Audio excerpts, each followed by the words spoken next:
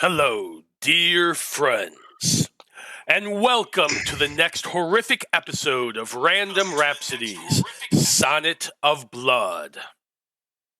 I am Matthew R. Dawson, your friendly neighborhood host and game master for this Curse of Strahd playthrough.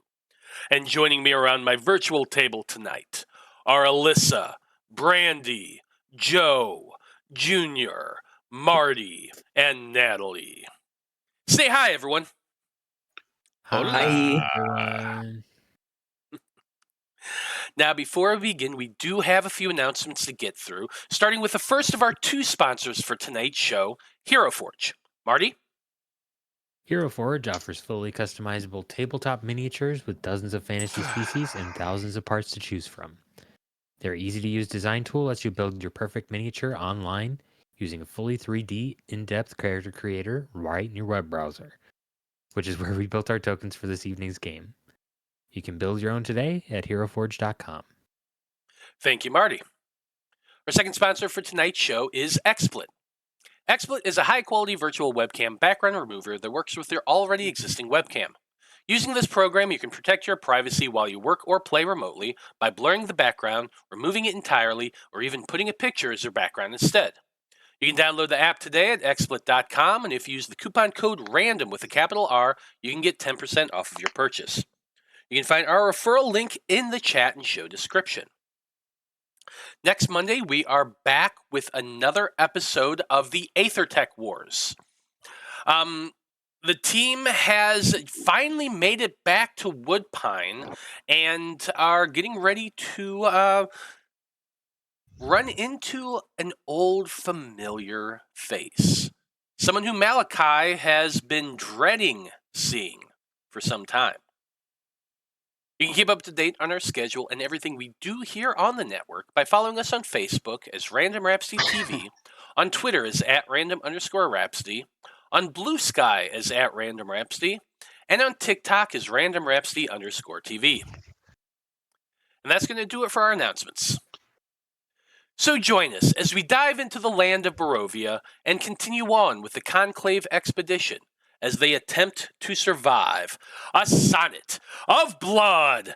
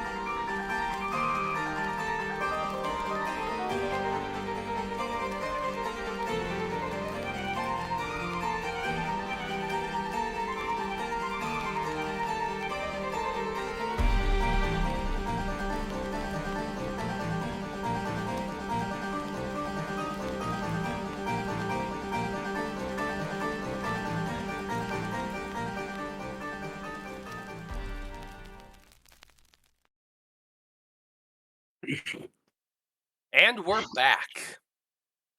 Now, you should know by now how we do our recaps. We offer up the Random Rhapsody coin, which is good for a free Nat 20 during this Curse of Strahd game. If I do the recap, I get the coin, which is terrifying, especially since most of our party members are close to death. But I don't mind taking the coin if nobody wants to do it. Nobody else spoke up, so I believe it's gonna be me. Are you sure? I don't mind. No, I that's never gonna happen. I could just I'll pull a fucking book off my shelf and just read it, other than let you have it. So if nobody else wanted it, Cog will take it. So, well, in that case, Cog, tell us what happened last time on Sonnet of Blood. Well, we started off fighting hands, and I'm not just, being weird about that. They were hands. that Urzak decided to attack a chest and, not figure anything bad was going to happen. Then, the hag showed up, and then the house started walking. And I've experienced some, I'll say, vertically challenged haters in this realm so far. But the house went after me, the smallest person on the battlefield, and the house decided to attack me. I don't give a shit what happened to everybody else. This is pervasive, vertically challenged hate that needs to end. We have big and tall stores, but no little and small stores. I am very upset. The whole world is going to hell. I am under a house. I was going to make a joke, but I shouldn't. That's all you need to know. A 3'9" man is under a house right now. That's all we need to know.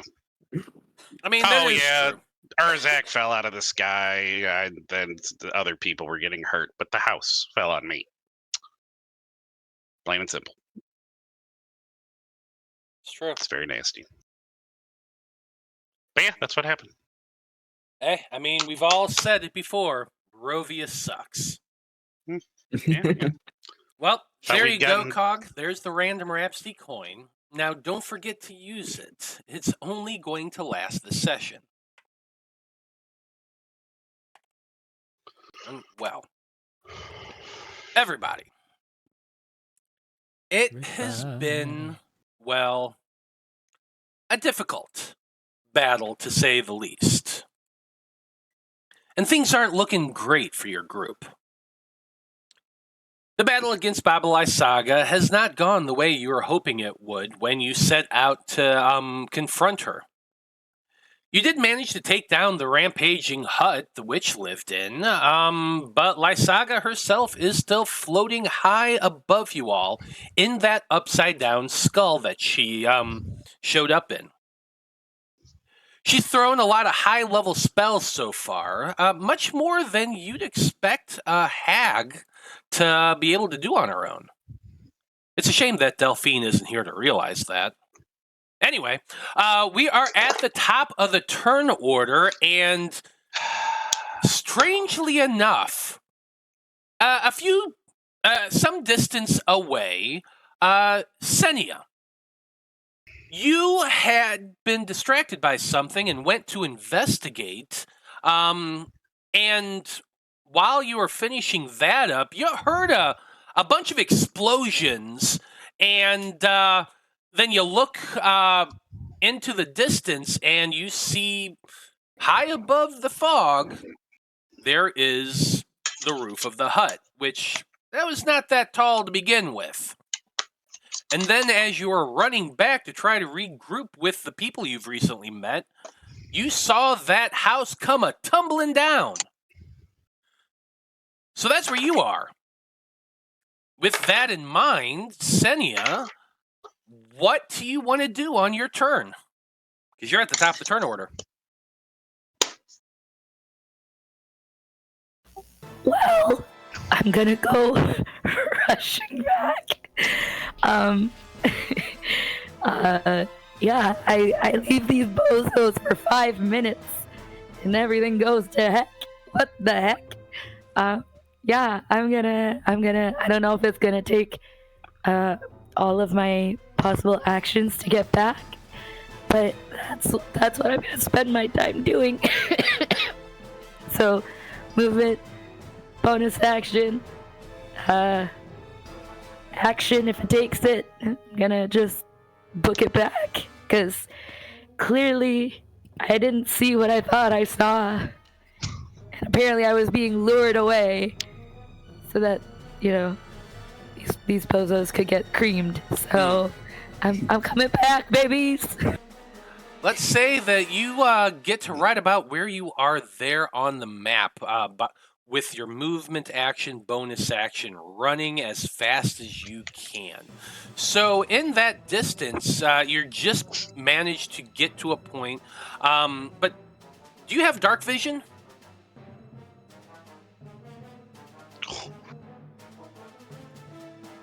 Like one of us took a fucking race with dark vision. Now, you really don't have dark vision. So, for the sake of expediency, let's say that during that time you also lit a torch. So that's in one of your hands. And there's a little bit of light that way you can see. But I'm not sure how much you can see beyond that.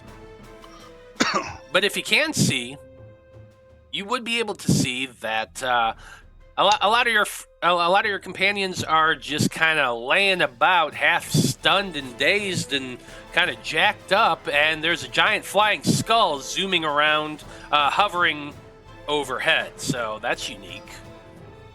But that's going to be it for the start of your turn here. But you are in a position that you can at least see all the people down there. What the heck? What the heck just happened? I just lost roll 20. Yeah, it happens. Yeah, that was weird. Apparently, I won't get into it. That's just bizarre. But anyway, there it is. They're back.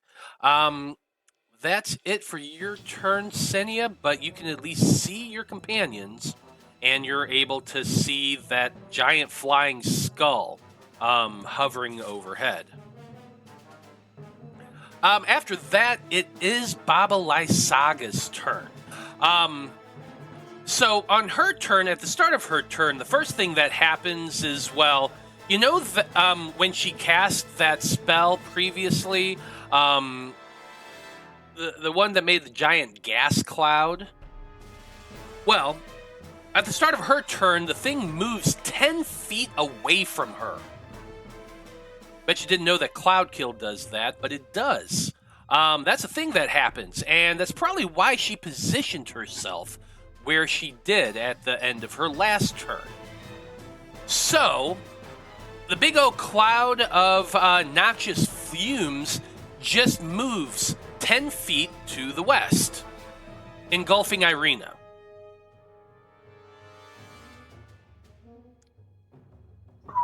So it just kind of comes sweeping in, flowing all around her. You kind of lose sight of her because that fog is obscuring. After that, let's see. I would say Vide, Ark, and Danika would see Lysaga kind of peek her head over the skull and then launch a fireball down at Ark and Danika. Man, wouldn't it be just nice if I counterspelled? Yeah, That'd that just would be awesome. Great. If you want to were try to close to that. counterspell? I don't have counterspell. Ah. And she's also a little farther away from you. Yeah, I don't so think you you're would close enough, too. You wouldn't. She'd have to be at least 60 feet away from you, and she is currently you know, over 100. If I had the spell, it would be great. Ah, yes. If you had the spell, it would be great. You're channeling Blazneer over here. What I'm going to need the two of you to do is roll a dexterity saving throw. Apparently, we lost Natalie, so I'm going to be doing that for her. Bye, guys. Oh, you'll be fine. Danika also has the D4, so I will roll that because she is currently blessed by Irina. That's a 22 for her. That's a 9 for Ark. Ark, that is a failure. What? I know, crazy, Is it? right? Who would have ever you guessed sure? that? It's not DC 8. Are you sure? No, Maybe no. I think you need to check read that over one that out. stat sheet again. Yeah. Maybe, but instead I'm just going to hit you with a 4th level fireball. Yeah. Oh, okay, I'm still up. That's going to be You know. 25 points of damage. You are still up. Danika is not. Even. Well, actually, hold on. Let's see. 2010. Yeah, yes, Danika's up too. She takes quite a bit of damage. She's going to take a total of 12 points of damage, but she had 18, so she is still up. Oh. Sheesh. Yeah. Then I think good old Baba Lysaga is going to move. I gotta move the map so everybody can see what's going on here. But yeah, she begins moving around in this direction. Let's see, 5, 10, 15, 20, 25, 30, 30.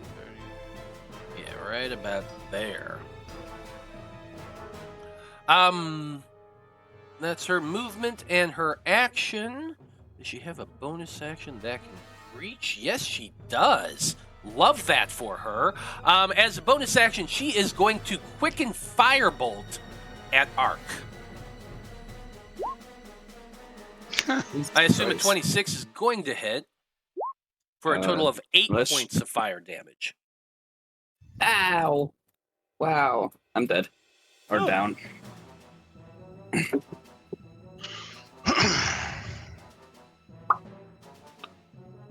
You still up there? No, But no, I'm... No, you are not. Okay, you are down and unconscious. Next up, we have Corwan. You've got a house on you, bro. So I gotta think, when it fell and when we were beating it up, so that it's probably not just a flat out, like I'm just literally got like it's busted up a little, right? Oh yeah. The Oh no, floors- it's busted up. There's boards and beams on you. They've kind of like you rolled really well on. Was it you who rolled well on your dex saving throw, or was No, it? that was Urzak Vide and or you got whoever. crushed. So basically, you're kind of pinned a little bit by like boards and junk just all piled on top of each other. The roots are kind of half splayed around. But you're also a small individual. Yeah. So I figured, he would have like, Eric Draven, the Skeleton Crow, would come down and like maybe peck at some of the use its bonus action attack to like peck some of the boards, and maybe with that force damage busted up. I could roll for that if you want me to, and just to help him get out. So you're having the. He'd have Eric Draven, the Skeletal Raven. Now here's my question: can you control it without seeing it? Yeah, it's not concentration yet. Well, fucking Wizards of the Coast. Well, that's not what I'm talking about here. I mean, I don't. I mean, because I think. Let me pull it up. Where the fuck is that spell? I know you're here somewhere.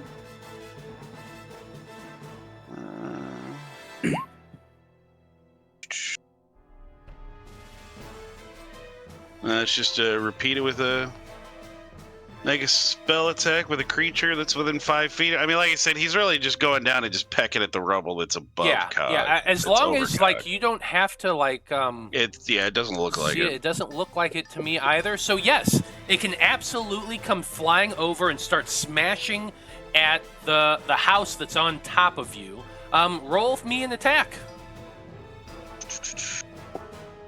Swear to God, if you're bamboozling me here and it's gonna damage me, it's not gonna be happy, Matthew.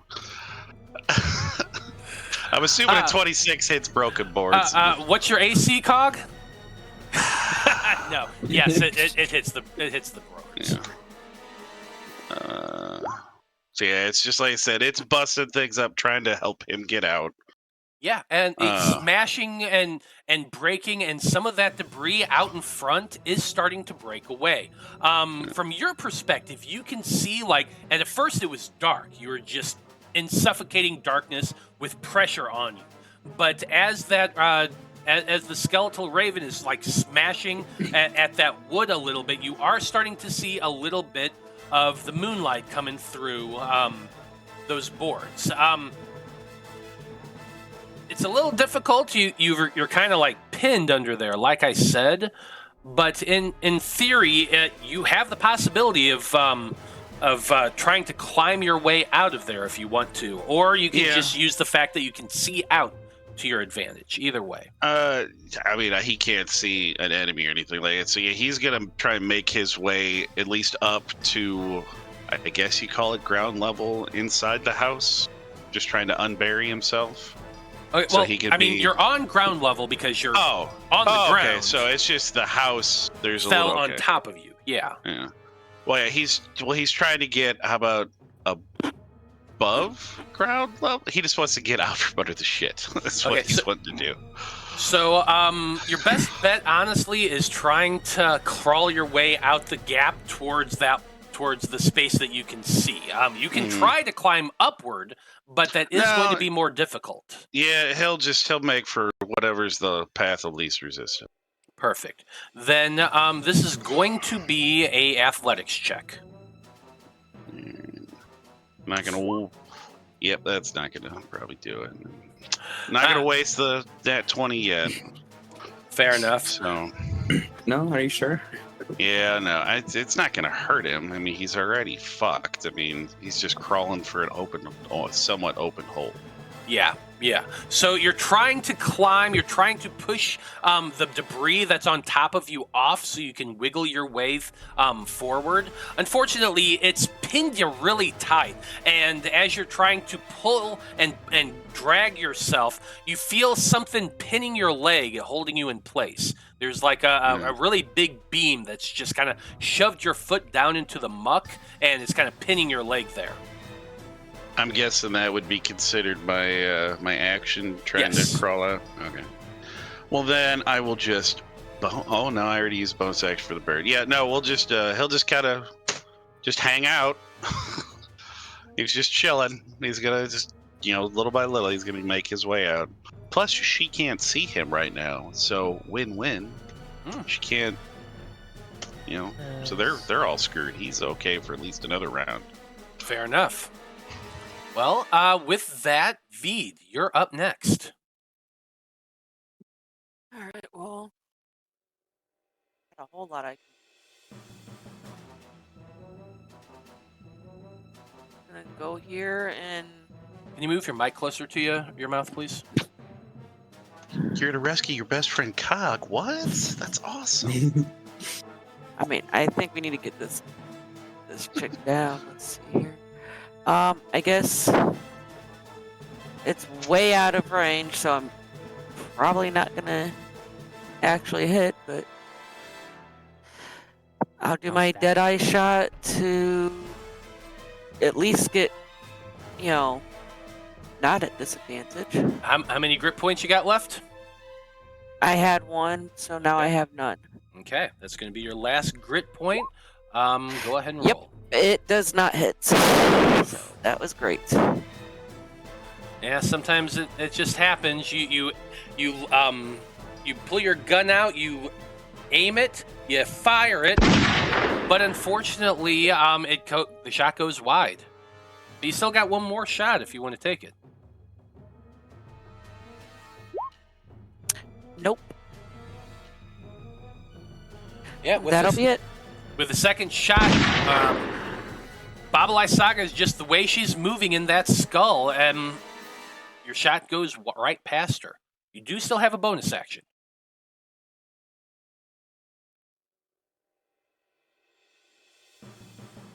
I don't really have anything to do for a bonus action. So. Yeah, potion.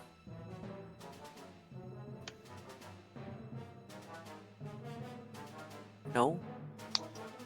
Yeah, I think we have several, but I don't know if you have any on your sheet or not. I do not. Yep, it's got to be on your sheet. Can't be in the group inventory. That'll be it for me. Okay. Urzak, you are up next. Was I still stunned at the end of last episode? I think I managed to break out. No, you managed to break out of it. You are you're still lying prone, I believe, but you cleared the stun. You're good. Okay. I will use half my movement to stand up. I will use a bonus action to I have a greater healing potion in my inventory left. That would be the one that Delphine gave to you. Oh, then I used that last time. I have a regular potion of healing in my inventory. I was just say I thought you used the big one already. Okay. Breaking Vide's heart the whole time you drink it. Despicable. Which one's the regular healing? Lesser. Lesser. Okay. Yeah, 2d4 plus 2. 4 hit points back. 4 hit points back. And then I will take my 15 feet of movement. Let's see, where did she go? I can't see her anymore. Just south of Ark on the map. Go. We'll just get up here. Actually, no, I want to stay away from.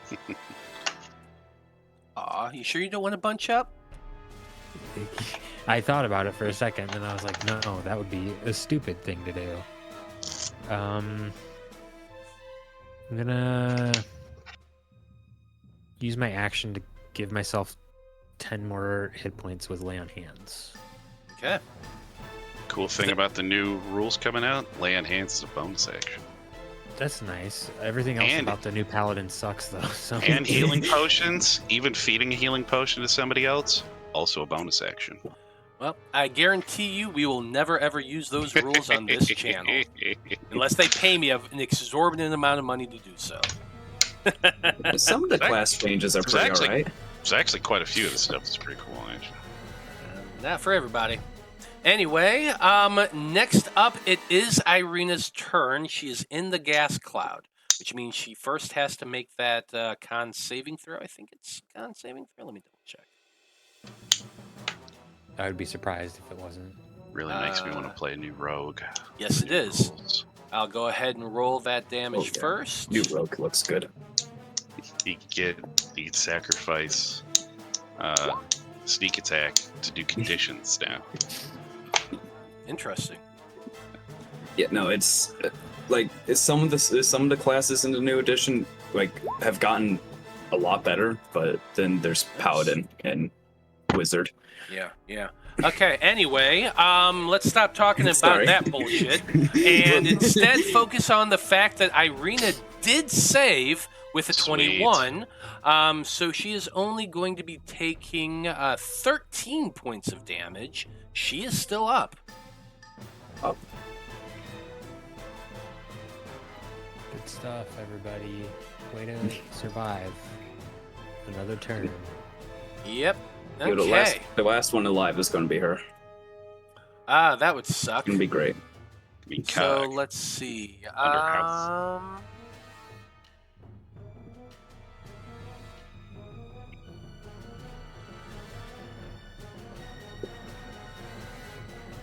Okay. From there, Irina is going to kind of run out. She's going to use 5, 10, 15 feet of movement to get out of there. She's going to look about. Danika looks jacked up, and Ark does as well. She can't see Cog anywhere, but she did see the house fall on him before the clouds came in. So there's that at least. Yeah, seeing Ark on the ground, that's kind of limits her options. She's only got a couple spells left, but she is going to cast Healing Word on Ark. Wow. 8 points of healing. That was her bonus action. I'm alive again. 5, 10, 15. She's going to go running up to the house, and you'll hear her yell out, "Keep her distracted. I will try to save Cog." And she is going to use her action to try to dig out, or at least leverage some of the rubble to see if she can find him.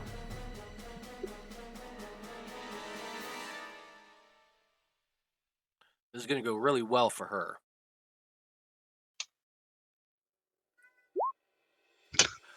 Yeah, she grabs onto a beam and starts pulling and hefting it, and it doesn't move a muscle.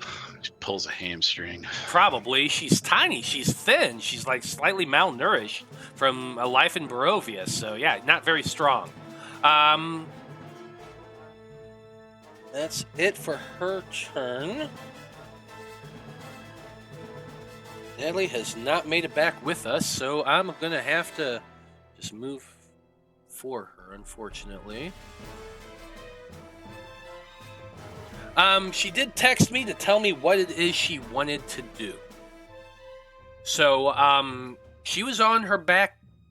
Well, no, she wasn't. She had gotten up, but she is going to have to move over 10 feet to get her broom, which had fallen on the ground. She's going to pick that up using her a free action, and then she's going to mount it and begin to fly upward. She's got to get somewhat close. How much movement does the broom have? Let me check real quick. Has a flying speed of 50 feet. She's already used 10 feet of her own movement, so she's got 40 feet of movement, and she's going to fly up at an angle. 5, 10, 15, 20 feet in an angle, but 40 feet in the air, which is going to get her in range of Baba Lysaga, just enough for the spell that she told me she wants to cast. She wanted to cast Shatter, and she specifically told me that she wanted to angle it so that it'll hit both the skull and Baba Lysaga. So, let's go ahead and do that.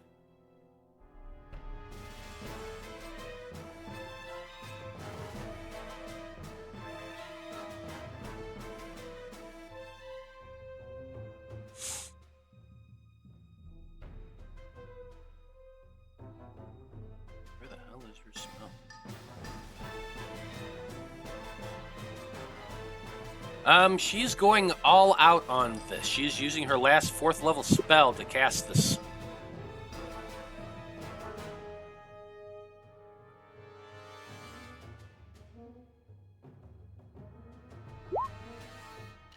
I need both Lysaga and the skull.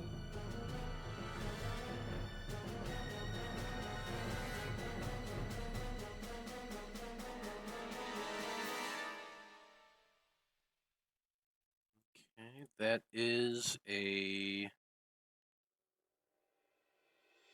on saving throw. Well, actually, she doesn't do that. Just takes the damage.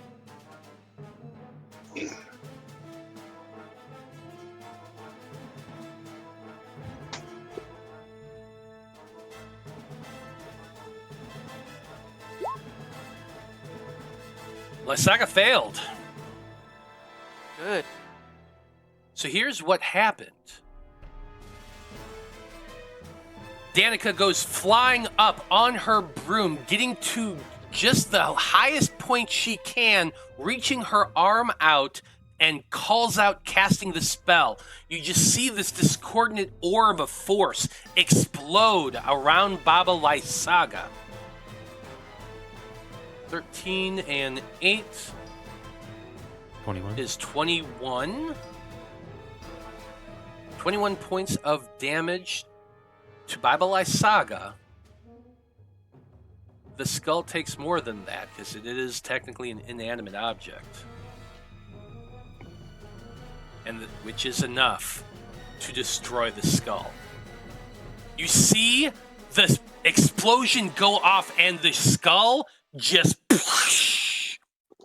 shatter and fracture into quite a few shards and pieces that go raining down on the ground. You see Baba Lysaga do one of those, those cartoon moments when they think they're standing on something, then they look around and look down and realize that there's nothing underneath, and then she starts plummeting downward.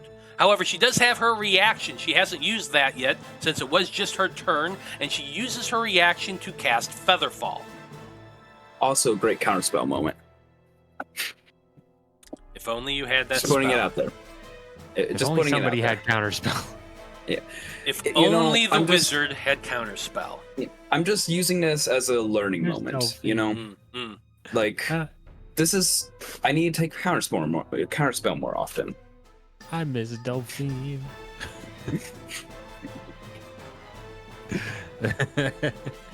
So you're saying if you get the chance to level up, you're gonna take counterspell? That's what you're saying? Oh, most definitely. Going directly into the spellbook. Okay. Well, I also saw that Pink Sheet Geek redeemed disadvantage on Baba's next thing. I already rolled and it was already a failure, so I'm not going to use it on that. I'm just going to store that for the next time. She eventually coasts down and lands softly on the ground. And for the first time, those of you who are close, which technically, Ark, you're on the ground, lying prone, but you can kind of see this, and Danika's high above, 40 feet away. She really wouldn't see too much of that. But what you can recognize is the fact that she is terrified for the first time since this encounter. And that's going to be the end of, yep, that's going to be... No, wait a minute. She still has a potion, I believe. Let me double check here.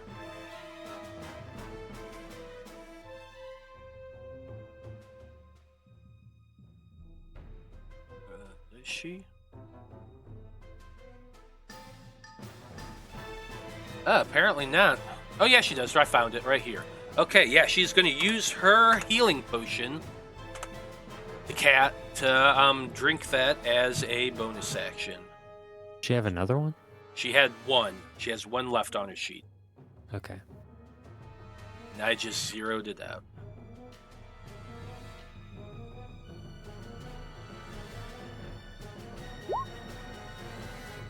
Uh, 8 points of healing. Oh, wait. I'll look at something real quick.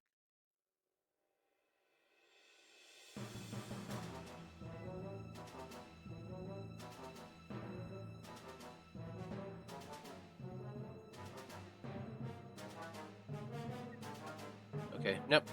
Yep, you're good. She is able to do that.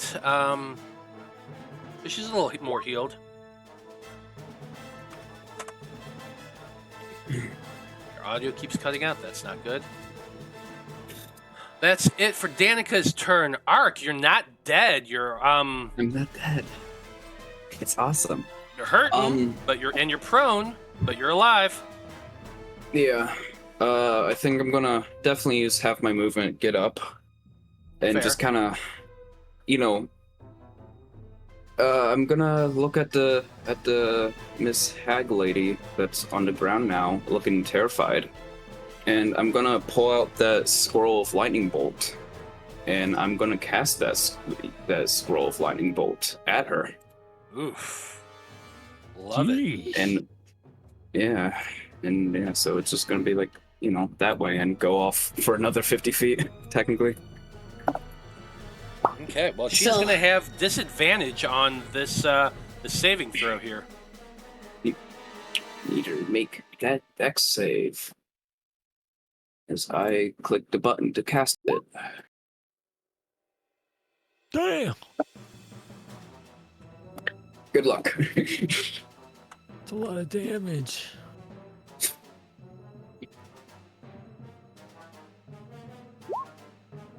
That's definitely going to fail.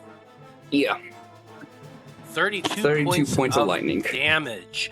You begin balling up this energy, which is coursing through your hands. You send it shooting out towards her.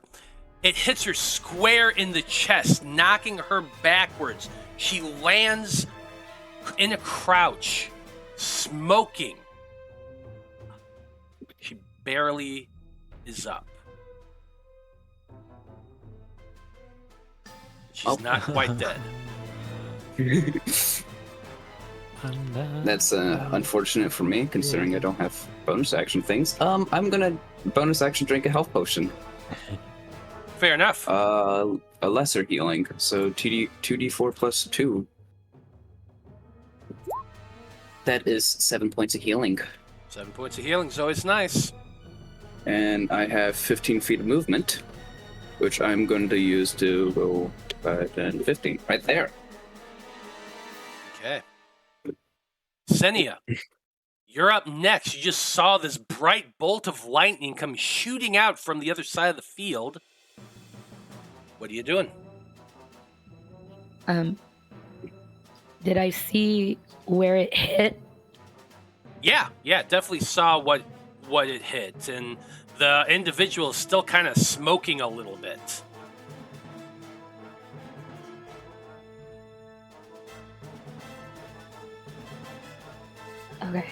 Okay, so I'm gonna go down this way.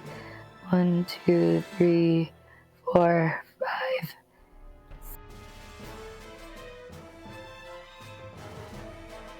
We're almost there. I know, right? Okay, bonus action for another 30 feet of movement. So I think I'm 30 feet. Hold on. Yeah, 30 feet. Okay.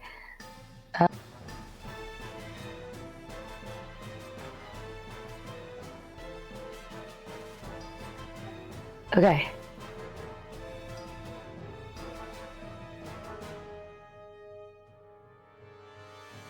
God damn, I think she's too far, no matter what I have.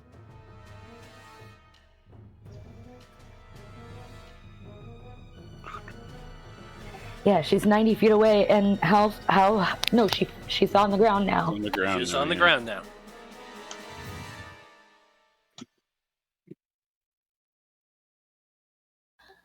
Fuck, the one time I make a fucking rogue and I don't take a ranged weapon, I took a fucking rapier.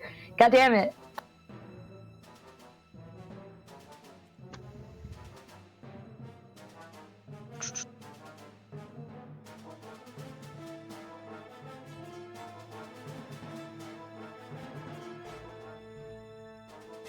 Everything I have is for max 60 feet away.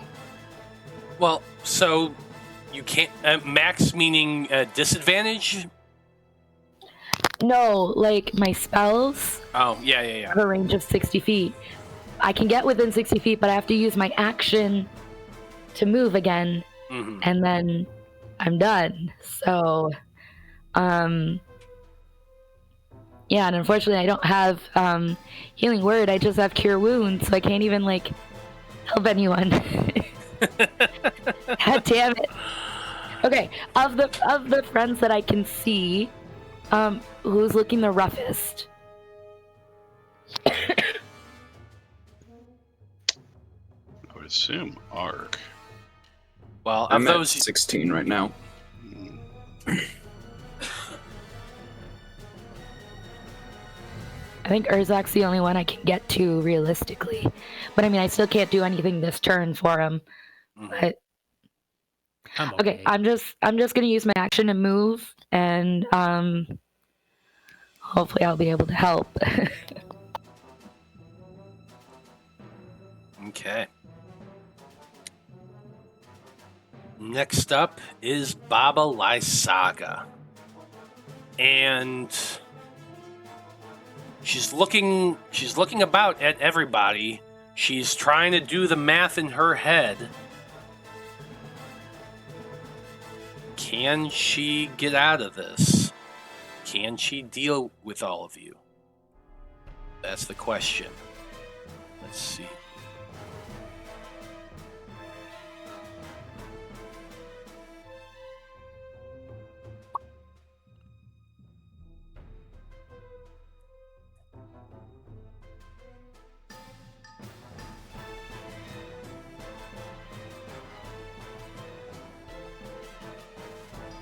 Yeah, I think what she's going to do, let's see here. Wrong thing.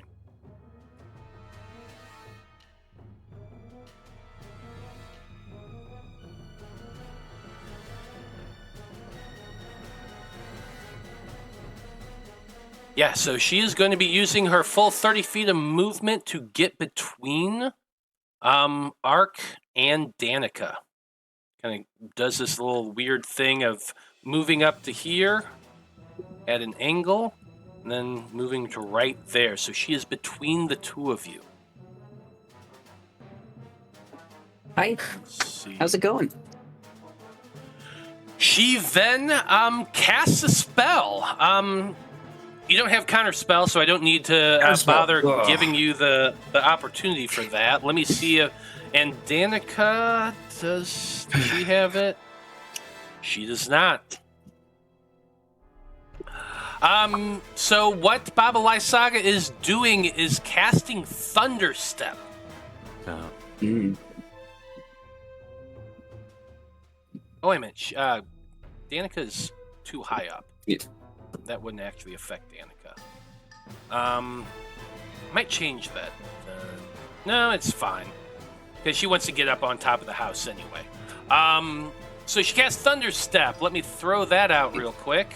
Is that a con save? I think. It is a con save. Alright.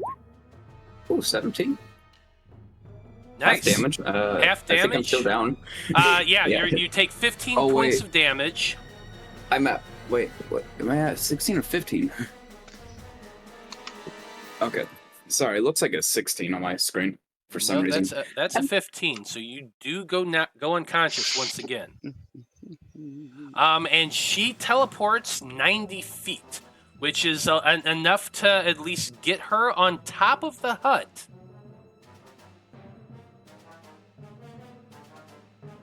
Poof, Alright. and lands like literally on top of the destroyed hut. She calls.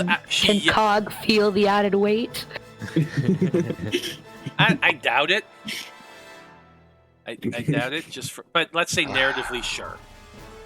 Ow. She lands there and screams, "You haven't seen the last of me! I will have my revenge! But after I take out at least a couple more of you." And that's it for her turn. Cog, you're up next. You still have a house on you, and you are still pinned. How tall was this house to begin with, like footage-wise? Well, let's see. The house itself was Like one floor? yeah, it was only the one floor, so at most it was like 10 feet tall, but it was sitting on a gigantic stump with gigantic roots all spread out everywhere. So, I mean, there's a lot of weight there. No, I wasn't saying, like, I was just wondering how high off the ground is she now standing on top of the house is what I'm guessing. Like, let's call it maybe 20 feet up. I'd say 15. Let's call it 15 with the roots. And I would say there's probably a hole maybe in the roof that a small spectral raven, wow, I apologize, Eric Draven, crow could get out of the house? Well, I mean, Because he can move up to 20 feet. So I will point out that you had it right in front of the ruins, smashing at it. Yeah.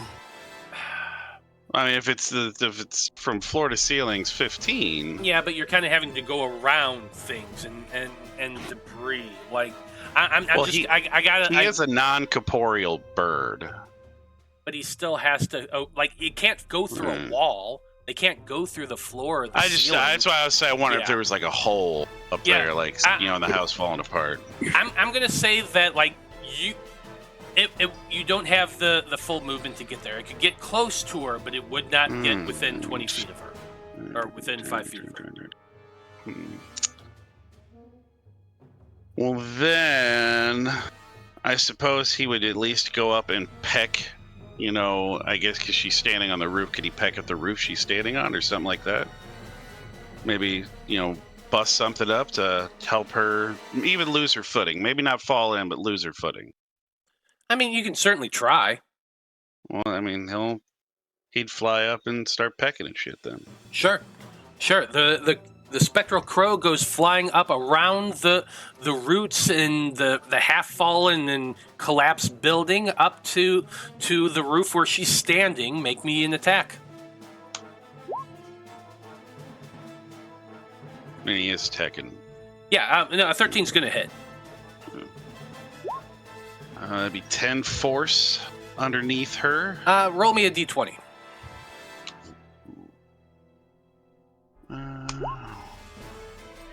Good number. 13's my lucky number. Well, 13 is a lucky number, but not lucky enough. It smashes against the roof, and it shakes a little bit, and she looks about, but she is able to keep her footing. What's going on? All right, well, I don't, being a life cleric, he doesn't have a whole lot of offensive attacks. But yeah, he'll just keep trying to get out. I mean, that's the best bet for him is to try and get out to where he can get eyes on her or eyes on his friends. So yeah, I guess just another strength check or athletics check. Yes. Well, that's 14. 14's a little bit better than the 7 you rolled the last time, and I'm going to say with the 14, you're able to at least wiggle your foot out, and you're starting to make your way out of it. Since you are prone and you have a house on you, you're kind of you don't have a whole lot of movement. Let's say you're about 5 feet away from the opening that you can see. It's kind of clear there. You can see Ark. Now you can see Irina standing there looking in like the holes, reaching a hand out, trying to grab at you. And that's really about it. So she's reaching through the rubble, through the gaps towards you. You're reaching towards her. Your fingertips are like barely touching, but not quite there. Of Adam. Yeah, as I say, you know what? That's very apropos. That he would be in that position. Yeah, and I'm too far away, unfortunately, to toss Ark a healing word. Because is it 60 or 30 feet? Is it 60? I think it's 60. It's 60 feet, yeah. Oh, well, shit. Yeah, if he can see him, he can see Irina. He will toss out a mass healing word to get all 3 of us. Yeah, you can definitely get yourself. You could get... Irina, you could get Ark. Would not be able to get Danika. I need to be able to see him too. So yeah. So if I could, well, I mean, I don't think you don't have dark vision. I'm going to say you can't really see. Vide. Like I've been kind of a little bit liberal with the lighting and that sort of thing. Oh yeah, no, you're fine. All right, well then. This is the mass healing word plus the extra you get for life cleric stuff. So, it didn't rule it. So that's 8, and then I will just with the extra 5 for his disciple of life stuff. Okay, so 13 to you, to Irina, and to Ark, which does bring Ark to consciousness once again. And we also have Ashley N redeeming a healing surge in chat, which should go to Ark as well. So we're going to roll 2d4 real quick. And on top of what Cog just gave you, Ark, you gained an extra 5 hit points. Wow, the gods love me today. They do. All right, yeah, we're just making for the hole. That's what we're doing. That's fair.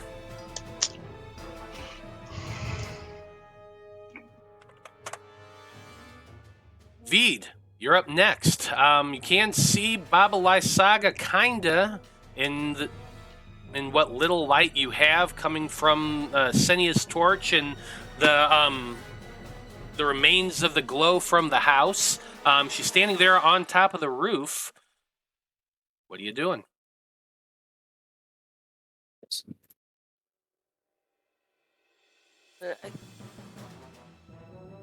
Can't hear you, Brandie.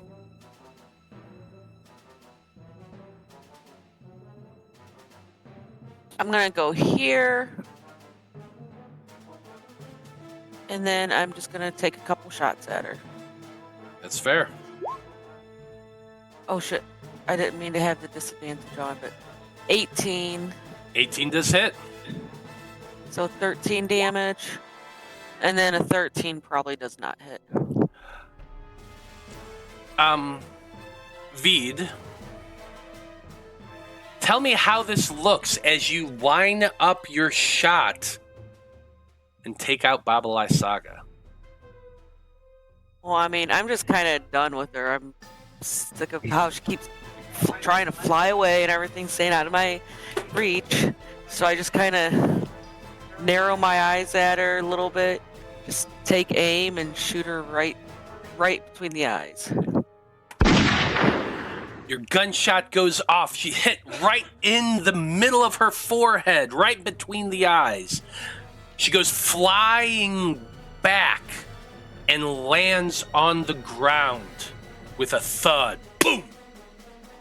Oh yeah, I guess you won't be coming back. This will be the last we see of you. Taking out a major boss like that also gains you a guts point, or grit point. Grit. Grit point. And with that, you all kind of look about for a moment. And then you realize, oh shit, Cog's still under the hut. But with that, Baba Lysaga is dead. The hate is pervasive. Yeah. Yeah, I'm gonna go lift a house off of Cog, I guess. Rippling biceps. Mm. Sweat off your brow. Yep.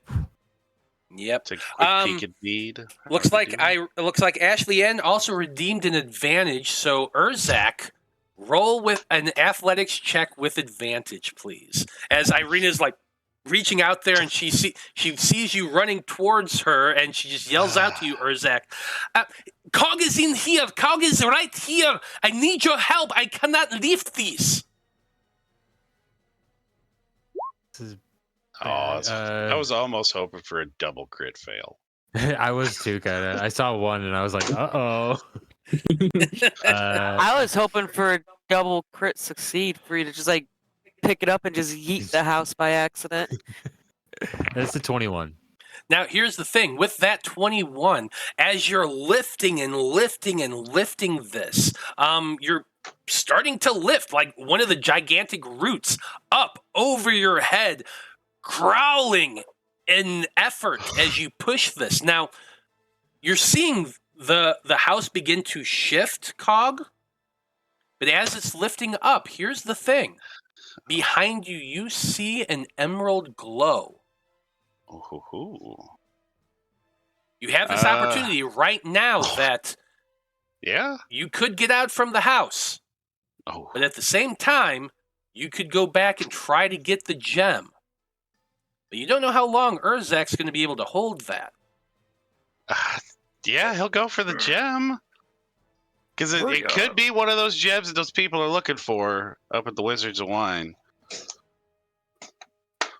So yeah, he's going for the shiny. Okay, Irina sees you turning as Urzak is lifting this. What are you doing, Cog? You go running over, reaching. Give me an acrobatics check. Just give me a second. Yeah. 19. What you get? With a 19, you are able to kind of scamper your way across some of the debris, grab the stone. Urzak, give me another athletics check. Okay. Don't you drop that motherfucker. What if I did? What if I really got a want it to 4? happen. That's a 12. Cog. Fine, I got hit points now. We're okay. Listen, I just fell 100 feet out of the air. I'm not doing great. This is fair. Yeah, you're trying to get back as Urzak just loses what strength he has. Everything, he just slips and it drops downward. Give me another a dexterity saving throw, Cog. I always knew I was gonna be killed by Urzak. It's an 11. You're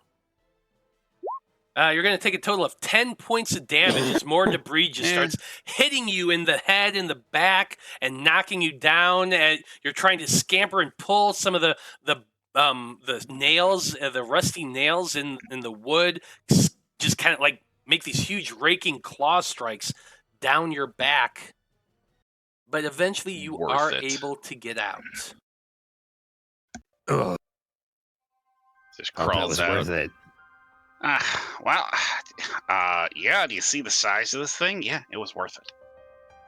Not to mention, this could be what they were looking for. Yeah, you Or hold it's it up. just something I'm going to sell. I don't know.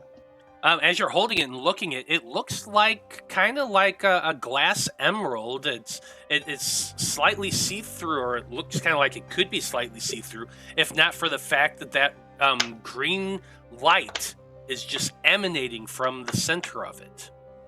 It feels warm in Regardless. your hand. This is what brought the house to life. I figured it was important. Fair enough. What the hell happened? I left for like 2 minutes. I thought I saw some of those scarecrow fuckers, so I wanted to make sure that we weren't gonna get ambushed.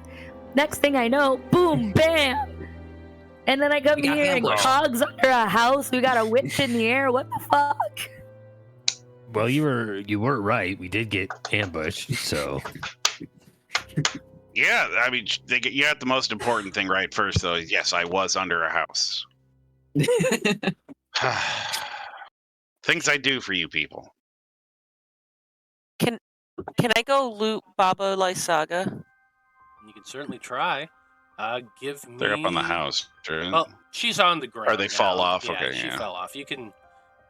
she Working fell off. together, you would be able to go and find her body. Give me an investigation check. 14. Okay. You go over and examine the woman known as Baba Lysaga.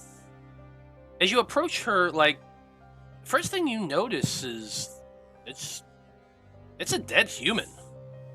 She certainly seems old. Her wrinkles have wrinkles. Her nose is like just a big old bulbous knot of varicose veins and stuff like that.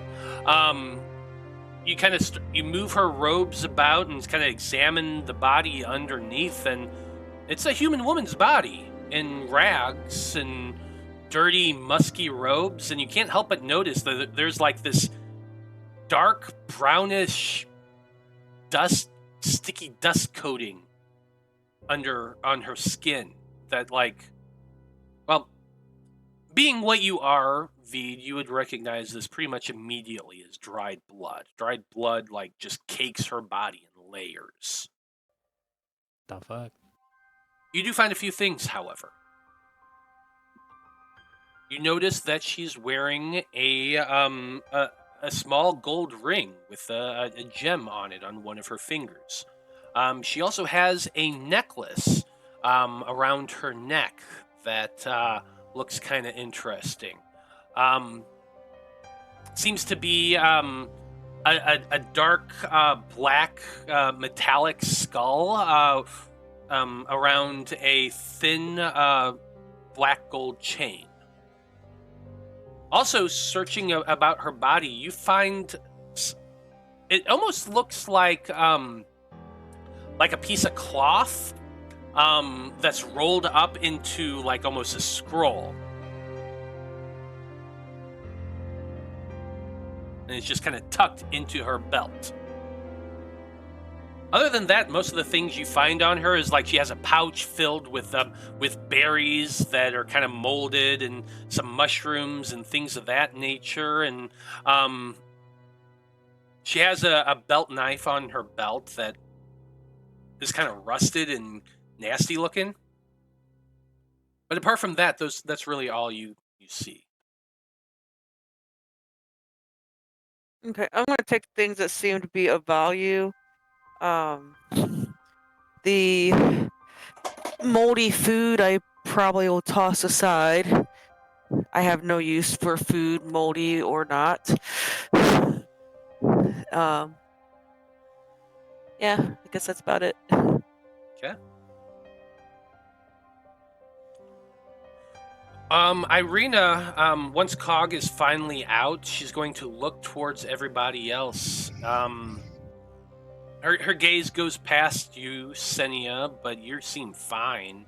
Everyone else is jacked up, and she says, I have a little bit of magic left. Who needs help? I can definitely help. I can you heal as well if we need it. If we wanted to maybe take a short rest, I can help boost everyone as well.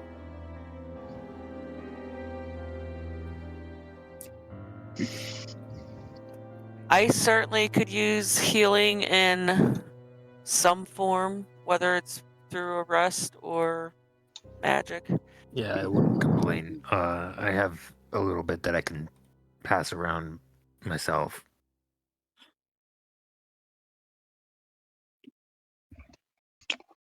So, are you all taking a short rest here next to this fallen hut?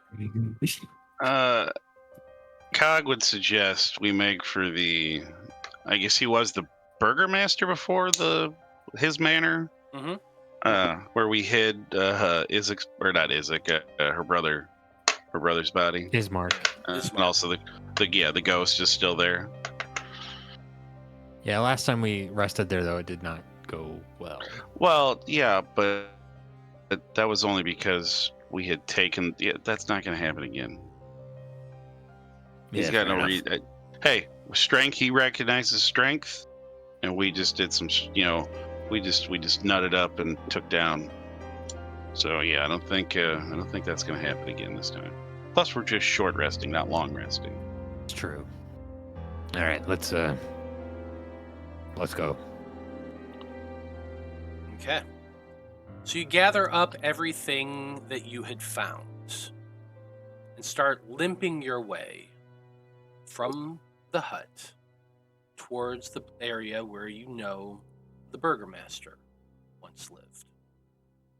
Oh, I want to say something. That spectral spellbook is still around. Apparently, it doesn't go away when I get knocked unconscious, and there's no time limit on it.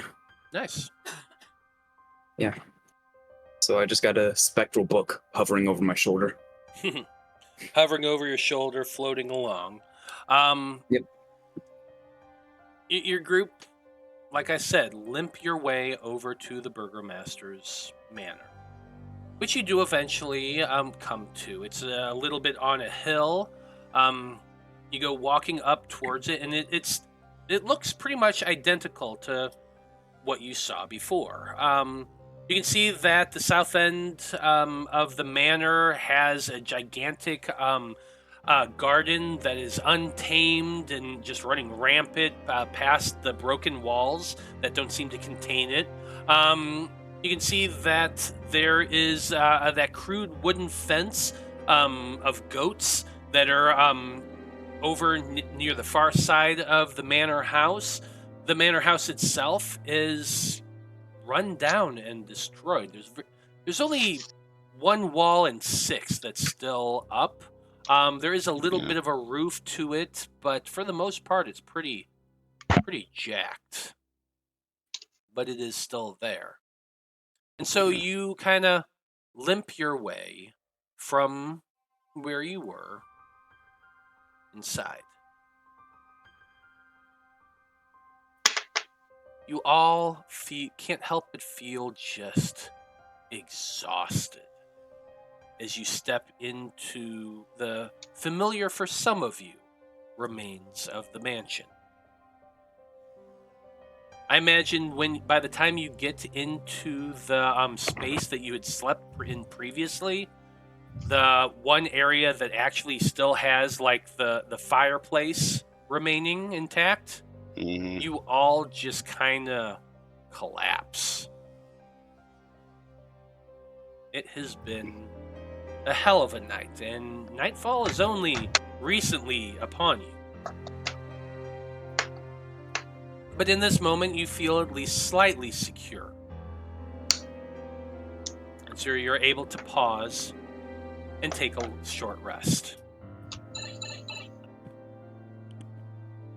So for the next hour, you're sitting there. What is the conversation like?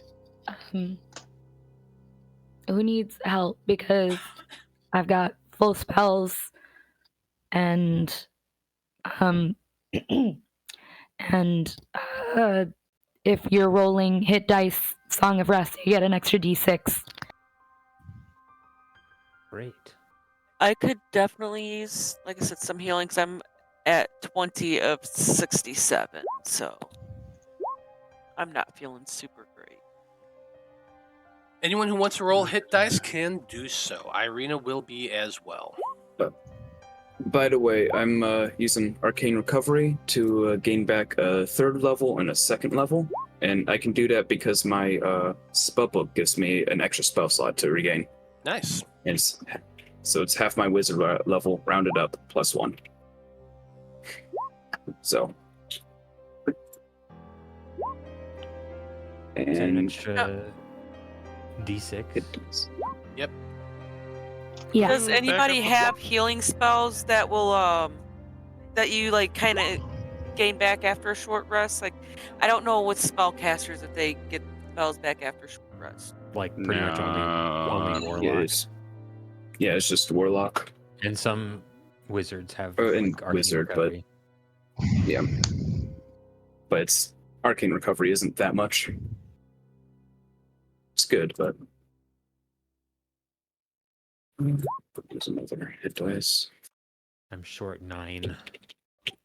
Okay, hold on. You said- I'll hit you with a cure wounds. You said we get a plus D6, Oh, yes? Yeah. Yeah, for Song of Rest. Yeah, Song of Rest gives you a D6. Urzak, you got an extra 4. Does anybody else need any topping up? I'm. Let's see. Natalie is rolling hers right now. I mean, I've got some slots left. I can use Just, it. I'll just use who one more knows? hit Oh die. shit! I actually got more than I Stuff up. thought I got left. There we go.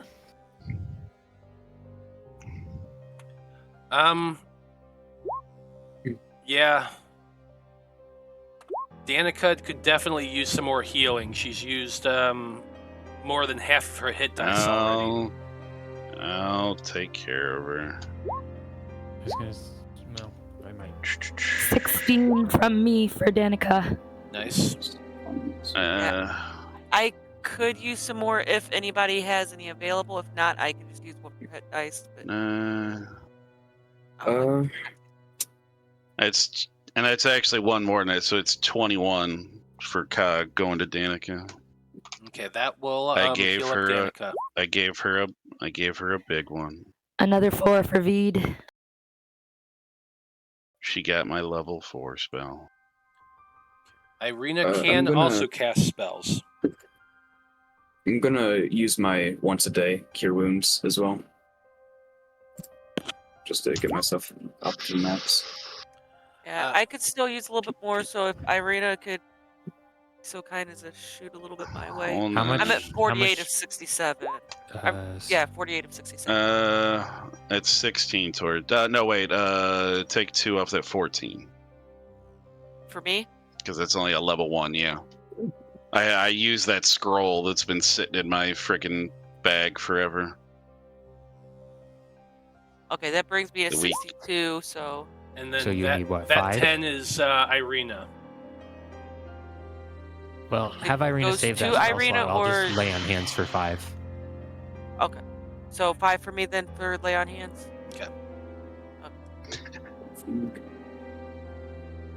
Okay, perfect. I am full up now, and I got my grip points back. Which is always nice. Cog would look at Ark at this time and be like, you're a wizardy type. Can you look at the stuff we've collected to see what exactly is going on here? Yeah, I can try. I don't have the identify spell, but I can look at it. He's just like, wait a minute, I've never met a wizard that didn't have that. Okay. All right. No, we're all good. We're all good. You know, I was never good at identifying magic or, untangling the weave of it. I probably should have studied that a bit more, considering our last fight. But And just use your wizardy knowledge to maybe see if you know what some of these things could be. Till we get Delphine back. And while he's looking at that, I'm just gonna look at everybody and be like, Dude, she's supposed to be a hag, right? Because that was definitely a human, not a hag. Well, a human can become a hag. A hag could also become a human. I mean, were we ever actually definitively told Baba Lysaga was a hag? I think we kind of I mean, assumed. I thought we People were just assuming, kind of right? assumed, but oh yeah, I mean, she's just a very powerful magical creature potentially. The lady you had met when you came here previously, she Believed did she call. was one, yeah, yeah. she did call Baba Lysaga a hag. Well, the unlearned, maybe they don't know everything. Maybe they just assumed. With his knowledge, from the Conclave and chronicling stuff for so many years, could he do a check, like a history check, to see what else maybe could pop up in his head that she could have been? I feel like that would Because be that is his more background, of the a... sage researcher background. Yeah, I'll allow a history check for that. And Ark, what thing are you trying to figure out first? What all did we pick up? Like the gems, because we had those. There were 5 gems worth 500 GP apiece, but those could be what they were looking. Because weren't they looking for? How many gems was the Wizard of Wine looking for? It was multiple gems, I believe, right? Not just the big one, the emerald, which I'm guessing that's what that is. Does anybody remember? I mean, right now. We got 5 there's- large gems worth 500. Yeah, if you're talking about the land enhancement gems or whatever, I have written down that there's 3 of them. Okay. Well, I could have. We've just got one then. He'd give you the big emerald down wrong, and ask you to check that out. The big emerald that was Alright. controlling the hut. And then I I'll do will- the history check. I'll probably have him look at the because you said there was a necklace and a ring, right? That I got off of Lysaga. And then like a piece of Mhm. cloth rolled Mhm. up. And a piece of and cloth rolled up. Yeah, and a piece of cloth. Yeah. That's a 20 on his history check. So, like, you don't know a whole lot about hags, we've established, but they do always have certain qualities that you've heard about. The changing of their nature. There's a physical change as well. And you also remember the fact that, like, when you killed Mrs. Morgan and one of her daughters, the illusion that made them look like old women went away, and their bodies became much more horrific looking. Dark green and patchy that was slowly starting to turn black. When Lysaga died, she was just a person. That didn't happen. It didn't happen. And you waited there for a little bit as Vide was examining and is searching the body. And during that time, there was no change. So that tells you at least that that's definitely wasn't a hag. I don't think she was one. Powerful magic user, yes. And the way she was able to kind of like throw a lot of magic out at once, I mean, very powerful creatures could do that, but she could have been, kind of like our friend over here, maybe more of a sorceress type.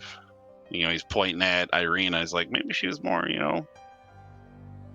like the magic's just innate, more sorcery.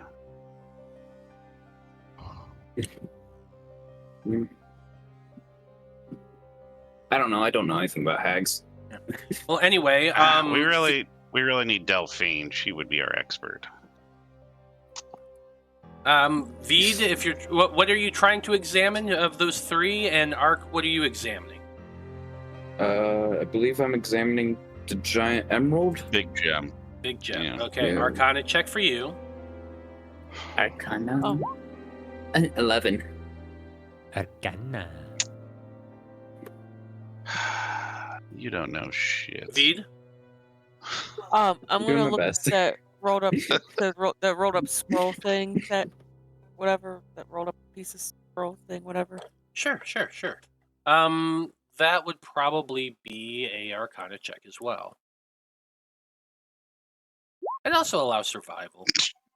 That is a 6 for Arcana? What's Well, your at the survival? end, just a redeemed advantage.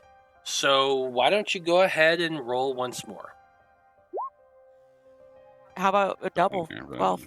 Well, I mean that's better than most things. So here's what I'm gonna say happened. Like Arco. Oh, when, she just said that was for Arc. That advantage. Oh well, too late now. Sorry. Here,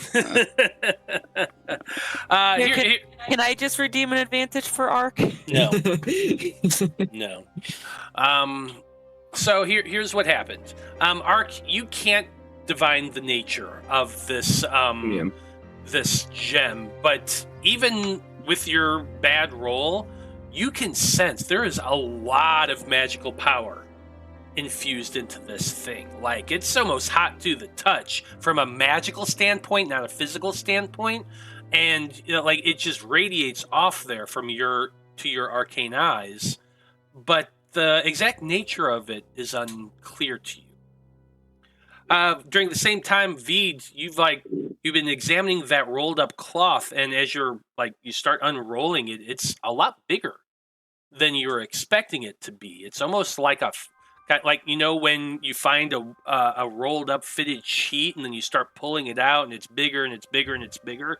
You lay it down on the ground and you're starting to spread it out and it's a good 10 feet around. So you kind of walk up to it and you stoop to pick it up, but when you stoop to pick it up, your hand goes straight through the cloth, and you go tumbling downward into pitch darkness and land with a splat.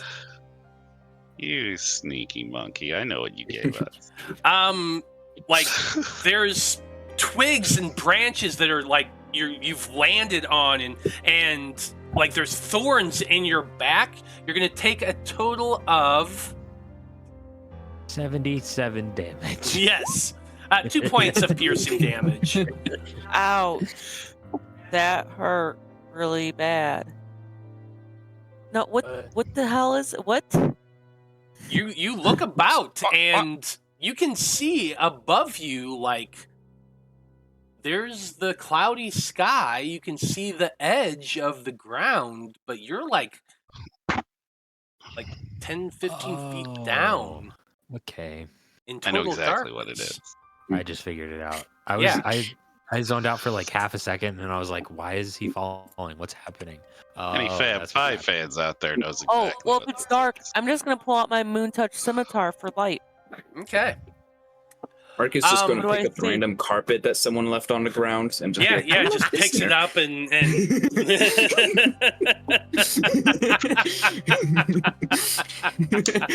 Weird. Hold it up, put it in your pocket. Where did Feed go?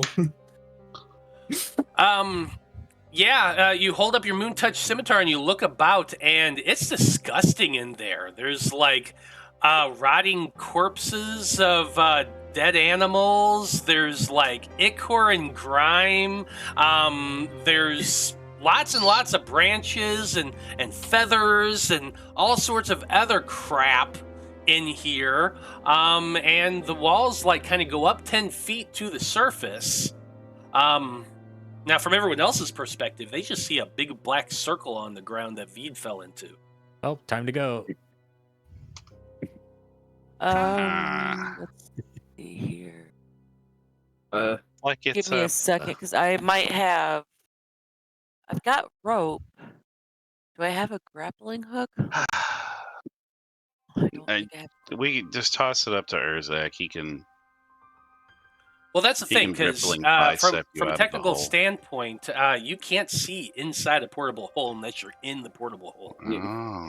Oh. So you just see a big black circle, and a few moments later, a grappling hook comes flying out from it, landing on the edge. Well, no, I don't have a Oh, you grappling don't have a hook. grappling hook? Oh. No, I was looking to see if I do. I've got a crowbar that you can maybe use as a grappling hook if you need it. Bonk. Well, you said there are a bunch of bones and stuff around, right? Mm-hmm. I mean, I'm just gonna grab a sizable bone and just just tie my rope to it, use it as a makeshift grappling hook. If anything, maybe a bone coming flying out of here will catch their attention and somebody will grab I onto guess it. roll a d6 to see who you hit. I'm going to say that you were all like, you're sitting there, and Ark was fiddling with the things while everyone else was like getting healed, and Irina's going around and checking everybody, and you all look over and to see Vide fall in. So of course you all get up and go walking over towards the hole when suddenly a rope tied to some bones comes flying out from it and lands on the ground nearby. Oh, gross. I throw it back in. I throw it back out. Lightning bolt. Can we hear? Like from inside the hole? No, not really. So it's almost like it's like an interdimensional space. Is what you're saying? Like when you're inside of it, you can see out, Yeah. but when you're outside of it, you can't really see in unless you like stick your head in there. Huh. So all those zombies that Vale let out all that time came out of a black hole. Yeah, technically we were doing That's it a little bit extra different in that terrifying. game, but That's extra okay. terrifying, though. mhm.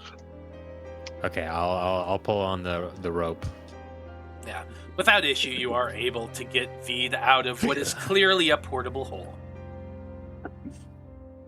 Hey, Somewhere. I don't recommend going in there. It's pretty gross. Yeah, Vide is covered in grime all over his back. It's pretty nasty. I just kind of brush off the best I can. Eh. Oh. Was there anything important down in there? I mean, I just saw a bunch of bones. I mean, Well, I'm sure they're important to somebody or something at one I point. just meant like but- if there are other, because we're still looking for two of those.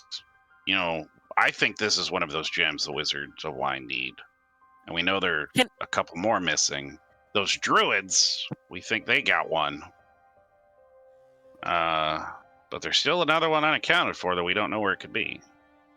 I do have a question though. So portable holes, like, is there any way to pick it up and like put it on a ceiling or something and like let everything fall out of it? No, unfortunately, it has to be attached to a surface. Like when you spread it out on a surface, it kind of just creates the hole there, and then you have to go On a over to wall, the edge. I Like think. we've done it on a wall before. I don't think we've ever done it on a ceiling, but No, You we can never certainly even try. tried. I don't think we ever tried. yeah. But like, I guess that still wouldn't work though. It does not like. Does it just orient itself to always have the bottom at the bottom? Well, if it's I don't know on how a it works. wall, it would be like you're walking into. Yeah. There are ways to clean it out, but the most easiest would be to transfix it on a 10-foot by 10-foot wall so you can step into it. Okay. Well, maybe we ought to do that at some point, but it's still pretty gross. Danika Yeah, 'cause is. you said I only saw- Sorry. Right? Yeah, Sorry, you what? saw a lot of crap. Could be great for storage. Put the stuff Yeah. in. Sure. I mean, like, I would clean it out first. No, it's- Obviously, you're disgusting. who- Danika is gonna go up to Vide and pat Vide's shoulder and cast prestidigitation, and she goes, "It's all right, bud. We'll get you cleaned up." Do you guys by chance have like a, bag of holding or another portable hole or anything? Because No. there's an easy way out. There's an easy way out of Barovia, if we do. Are you talking about the whole trick of putting one interdimensional item into another? Yeah, that would take you somewhere altogether different. It I just you kills wouldn't you. be here anymore.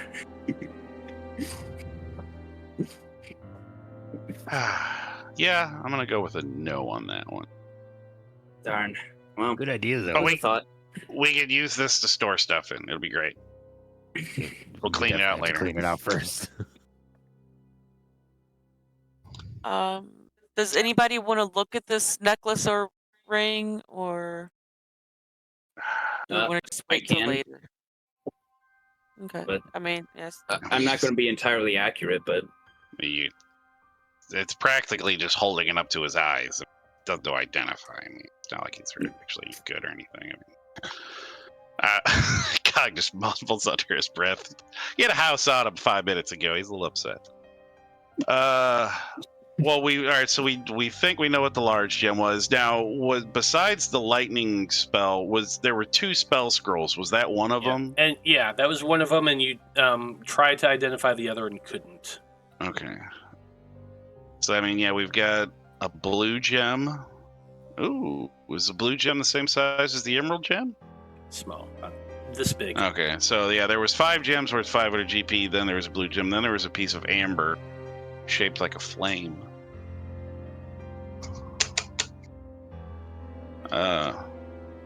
Just trying to think of practical things we could look at without having to, just put on an item for an hour and see what happens. great. Well, I mean, well, you wanna hold go on, for it, go for it. because I just saw it is now 8 o'clock. We started a little late, so we're going to take our break a little late. But we are going to go ahead and go on our break. So we'll be back in about 10 minutes, folks.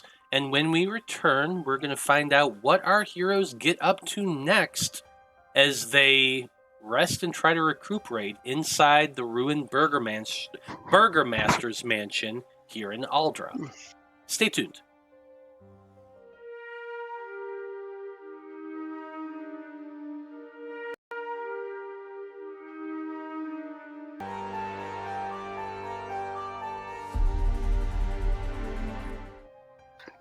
Howdy, everybody. We are back. And when we last left off, the expedition and company just took a short rest inside the Burgermaster's mansion, which is a run-down, partially destroyed old manor house situated on top of a hill.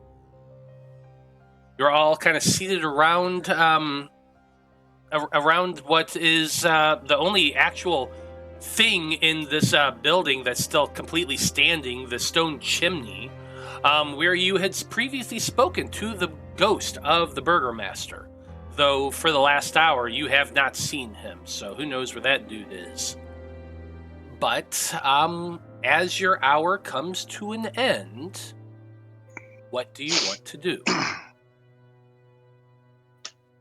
Well, Cog, remembering that we did find some literature inside the hag's domicile, or hag, we don't know.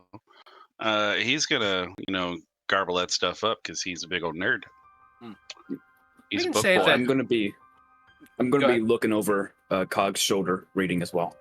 Okay. Because I'm also Well, a big book all right. nerd. Cog's 3'9". How tall? I mean, we could just be standing next to each other. We're both small. I'm still over your shoulder. You're standing on a stool behind him. I mean, I'm 5 foot. Oh, are you? Okay, never mind. Oh shit, that's a big fucking bird.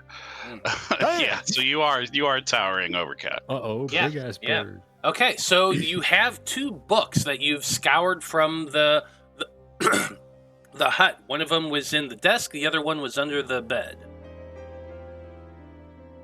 Which one are you reading first?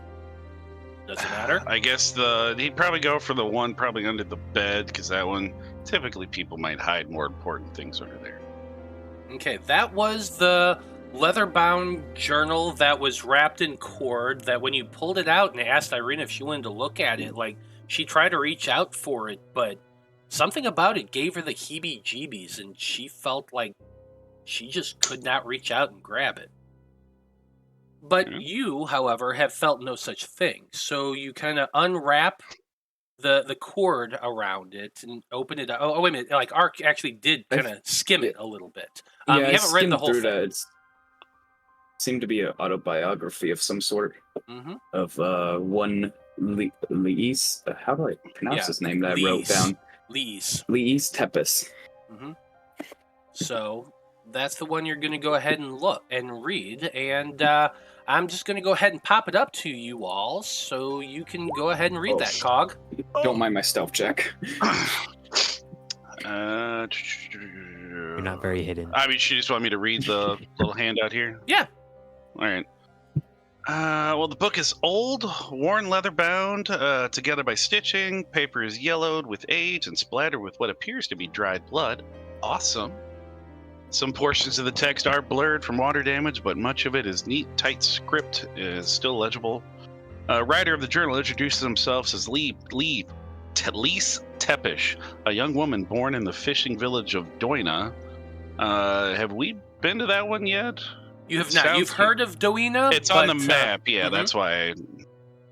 Journal starts out describing a pandemic that struck her village, killing many, and in her description, Lise braved the journey to Castle Ravenloft, hoping to petition the Lord of the Land to aid his people. What she found in the castle, however, was a tired, lonely, and depressed ruler who had given up on his duties and retreated into solitude.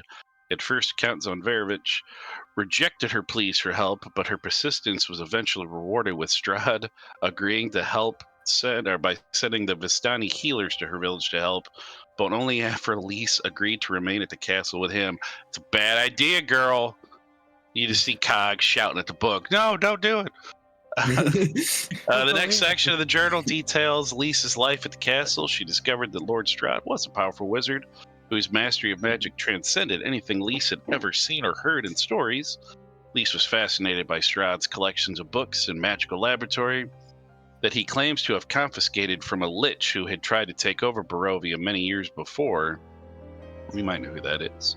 After much persistence, Strahd eventually agreed to start teaching Lise magic, the sciences, and even brought in several Vistani women to teach her healing.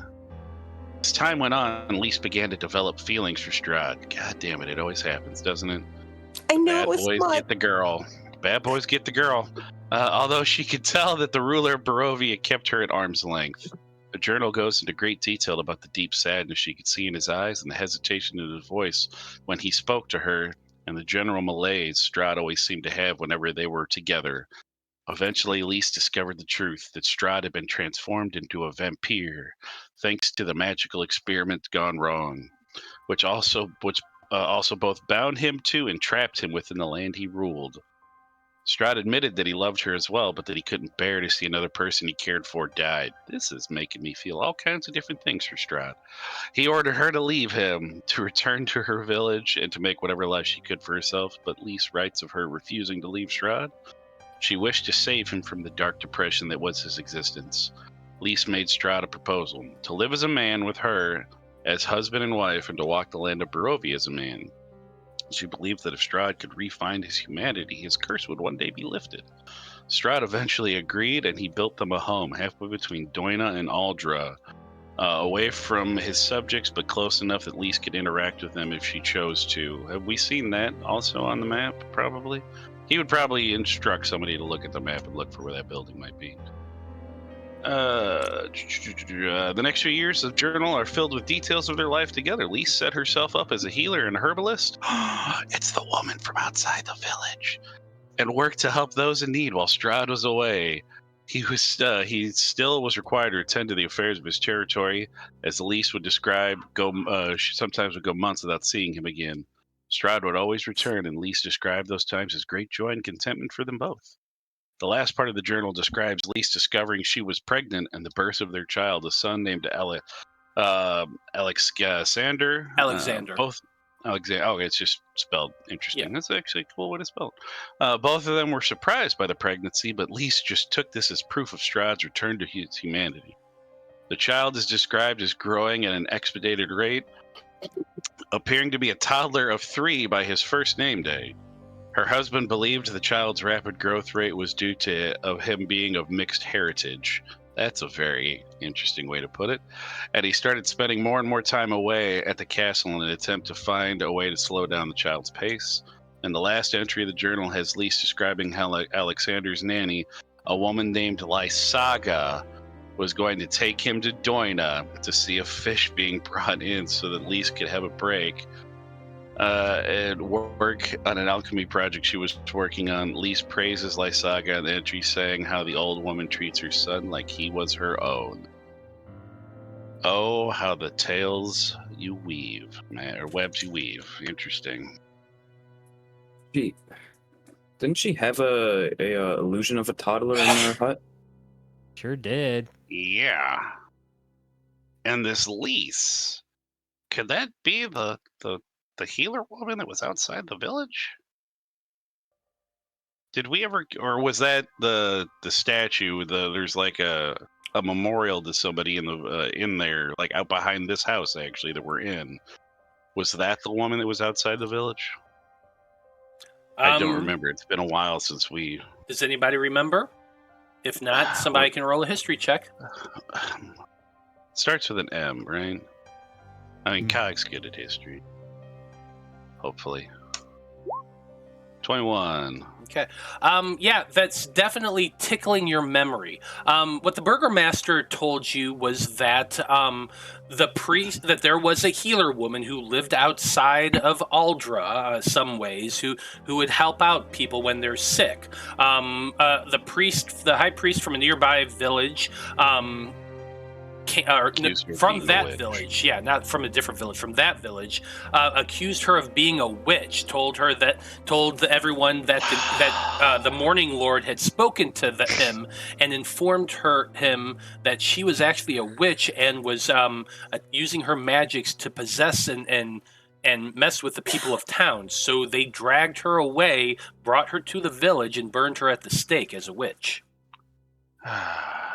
And what was that the was monument? The same name. That was the monument, yeah, which is not far from the manor.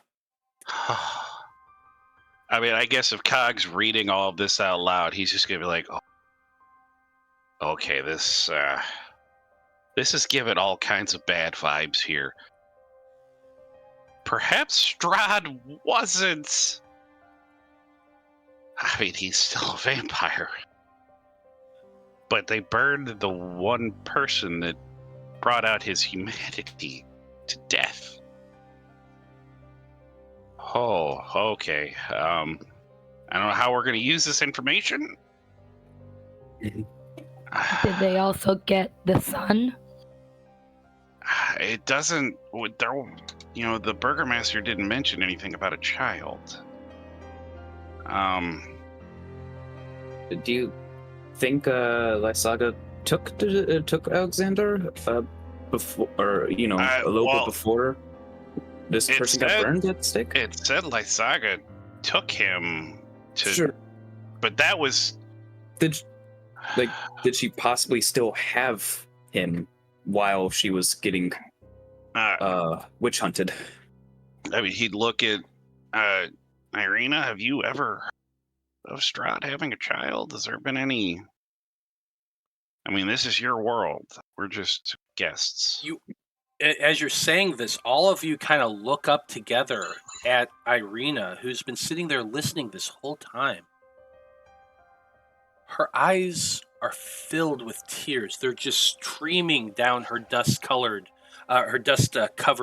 cheeks.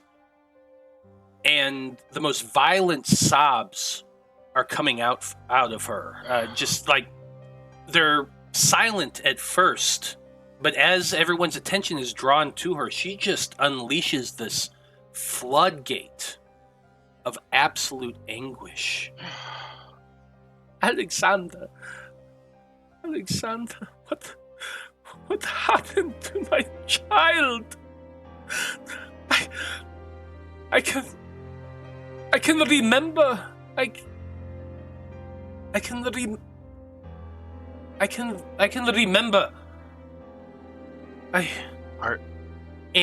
She stands and turns and begins walking out from the manor house to the west, almost running.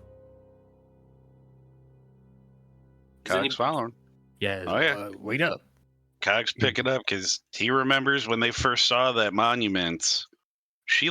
Didn't she go catatonic and pass out when she touched it? She didn't pass out. She had an episode. memories. Yeah. Yeah, she had an episode.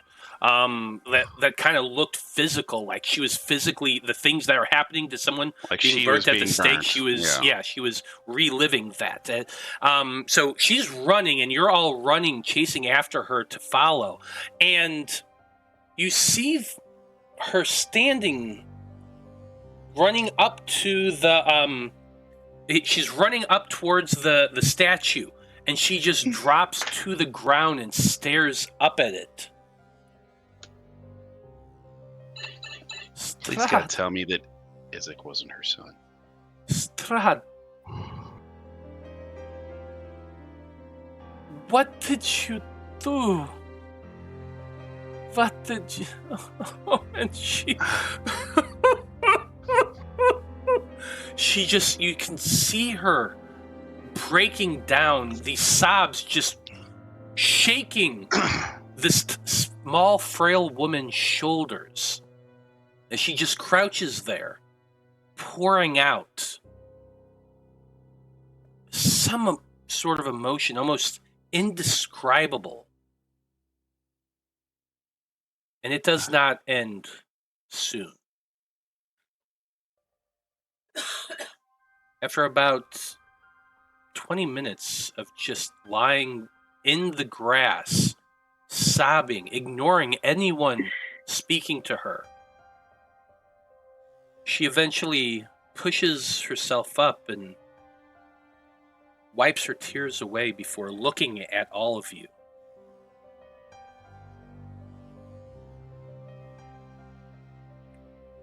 I can remember. I was born a woman. I was born in a fishing village. I remember my parents. I remember the plague that infected the village. I remember 3 days it took me to walk from my... 2 days that it took me to walk from my village to Castle Ravenloft. I can remember a purple mist surrounding it, parting for me. She clutches her head, and you can tell, like, it's painful. But eventually she looks back at you all and says, I died not far from the spot. I can remember the flames. I can remember the burning. It's in pieces. They're like... Have you ever had a dream that seemed so real, and as you're waking up the next morning, you can remember bits and pieces of it, but some of it is just out of your reach?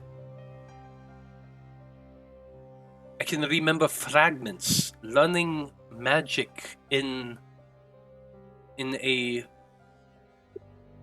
crazy laboratory. Chambers filled with glass in shapes I had never seen before, filled with the most insane concoctions that I could never really understand much of.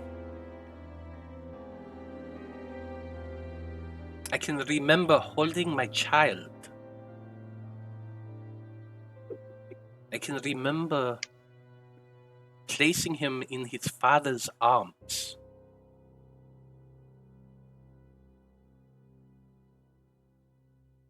My name was once Liis Tepish, and I died. But I also remember my life as Irina, being found by my father not far from Jova. I remember living with him and my brother Ismark. How can I be two people at once?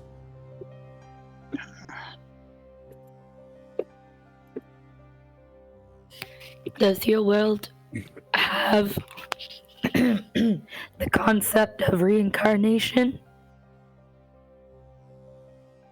Well, Who are you saying There that are to? spells that do that. yeah, I mean, I'm just saying that out loud. Fair enough. It does. I don't know too much about Barovia, but Ropa does. I know There of are some spells. druids that can revive you and put you in a different body.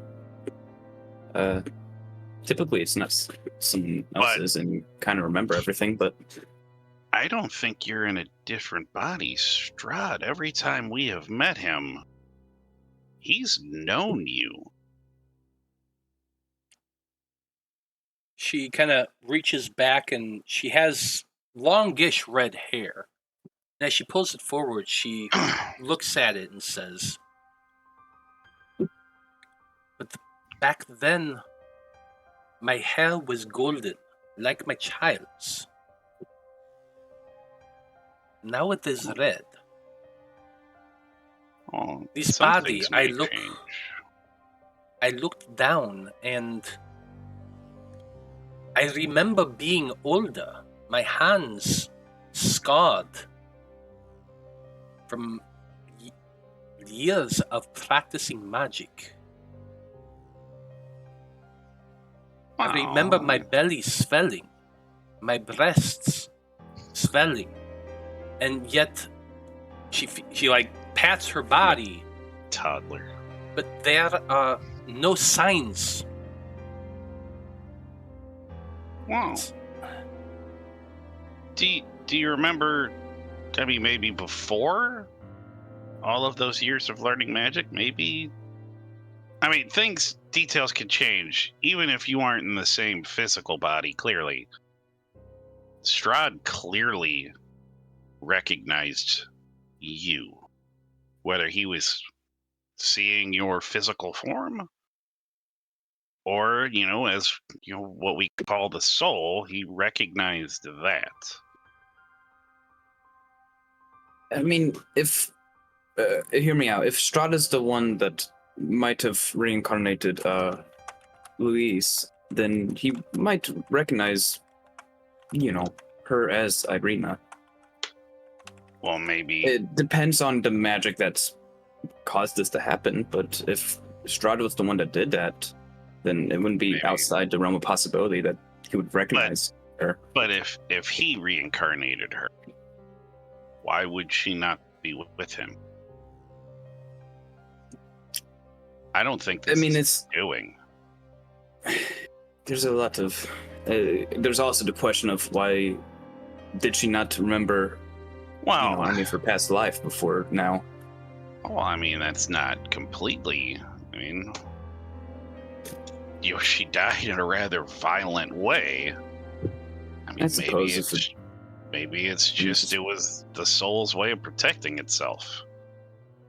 Or maybe someone put some kind of magic on it, and by us, we've unlocked, because she's been growing the entire time we've known her. She started off as, just a beautiful young woman, but unremarkable in the ways of magic. I'm not trying to be offensive, child, but you were just a common woman. But as we've grown on and moved along, it is no doubt that you have grown stronger and stronger every day. I don't disagree with everything you are saying. And yet, when Strahd saw us, when he looked at us, he looked right through me. It was not him that was feeding on me. It was the vampiress in the mask. And every time we have seen him since then, he throws my zombified brother in front of me. He's looked past me and ignored me at every turn. Wow. And yet you keep saying he's obsessed with me, but he seems to be ignoring me. Wow. I mean, by doing the things he's done, he's also kind of up close and personal got to you. Because, I mean, maybe he's trying to protect himself from you. Because remember, of what everybody knows, I mean, your whole life as Irina, what have you heard about the devil Strahd? All of these terrible, horrible things. But your life with him before, reading this, reading your words, clearly you were a positive, enduring force for him. And you brought out the good in him. Currently, that good is no longer there. So perhaps the things he's been doing is to try and push you away in some way. I don't know. I was in a terrible marriage myself. Yours didn't seem that way. Wow, that's both real life and in game. Son of a bitch, Joe. You gotta stop doing that. Wow. First campaign, my dead brother. Hey, now my bitch of an ex-wife. Wow. But child, I think in a way he's, maybe he's also forgotten some things as well. He's clearly forgotten the good side of him, that humanity that allowed. I mean, I guess he'd look at, Ark. He goes, "Have you ever heard of a vampire fathering a child? I didn't even know that was possible." I don't believe I've heard of that before. Maybe magical means, but I've heard of vampires kidnapping kids and raising them. Well, yeah. Well, I mean, that's. I mean, but it's his own. There is a legend from the world I come from, but it's mostly told by like very young women and very romanticized. Vampires are very different in this story. You know what? I want to talk to you about that later. That seems like a riveting, sparkling tale. I want to hear about that later. How did you know? But yeah, I mean, I've been working for the Iridite Conclave for almost 80 years. I have never seen anything about any vampire in our world of Europa being able to father a child.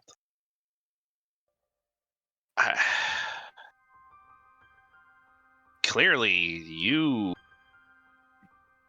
had some kind of an influence on him. Now, I guess it said it was a magical accident, right? That turned him into this in your journal. So, I don't know, maybe he's not a vampire in the sense that we know what a vampire to be.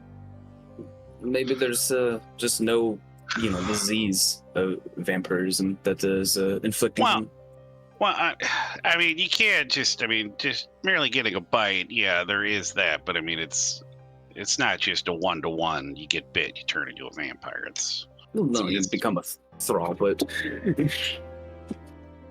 eventually. But still, child, hey, I've never heard of that happening. Yes. So maybe he's doing this to keep you from fully remembering who you are. Or he's protecting himself from you hurting him, because he is not the same man. Maybe he can be again. It could be just he doesn't want to remember that side of him because of grief. Or, what, as Irina, with those memories, have you ever heard of this Alexander, your child? Is that familiar of anything? Irina shakes her head.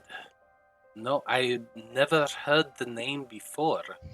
I've never heard of anyone speaking of an Alexander in my entire life, but I will remind you that the life that I have lived has been... It's very secluded.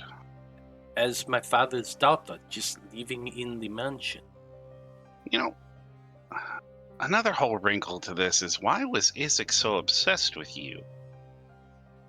What does he have to do with all of this, too? I feel as Yeah, old though bee farm. I feel as though we have more questions than answers at this point. I don't. I wish I knew. I wish I understood. Some of this does make sense. Why Strahd was so angry at that woman for feeding on. If I am the reincarnation of his dead wife, and one of his thralls was feeding on me, I could understand his fury. But I don't. Just the way he looks past me. I think I can.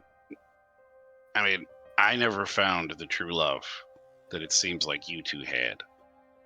But I could pretty much say if I had, and I saw someone hurting the object of my love, even a reincarnated version of it, well, I can bet you that I would react very much the same way. And I mean, we got to figure out the rest of the stuff, but clearly there's still something there. I don't mean to say it, but I mean, you're almost maybe his I don't know what a word for it. I mean, maybe our secret weapon against him, but that diminishes who you are as a person, and I don't. We need to focus on this more, and perhaps what was the town where we were originally going to take her with the Abbey? Was it same? Wasn't the Abbey of Saint Mark? Yeah. If this priest had declared you a witch by word of the Morning Lord, well, perhaps we need to go talk to another priest of the Morning Lord.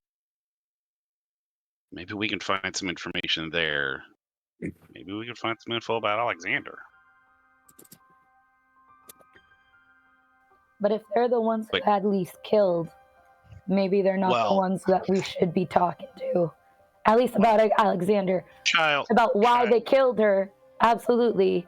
Because maybe someone put them up to it. But maybe not about Alexander.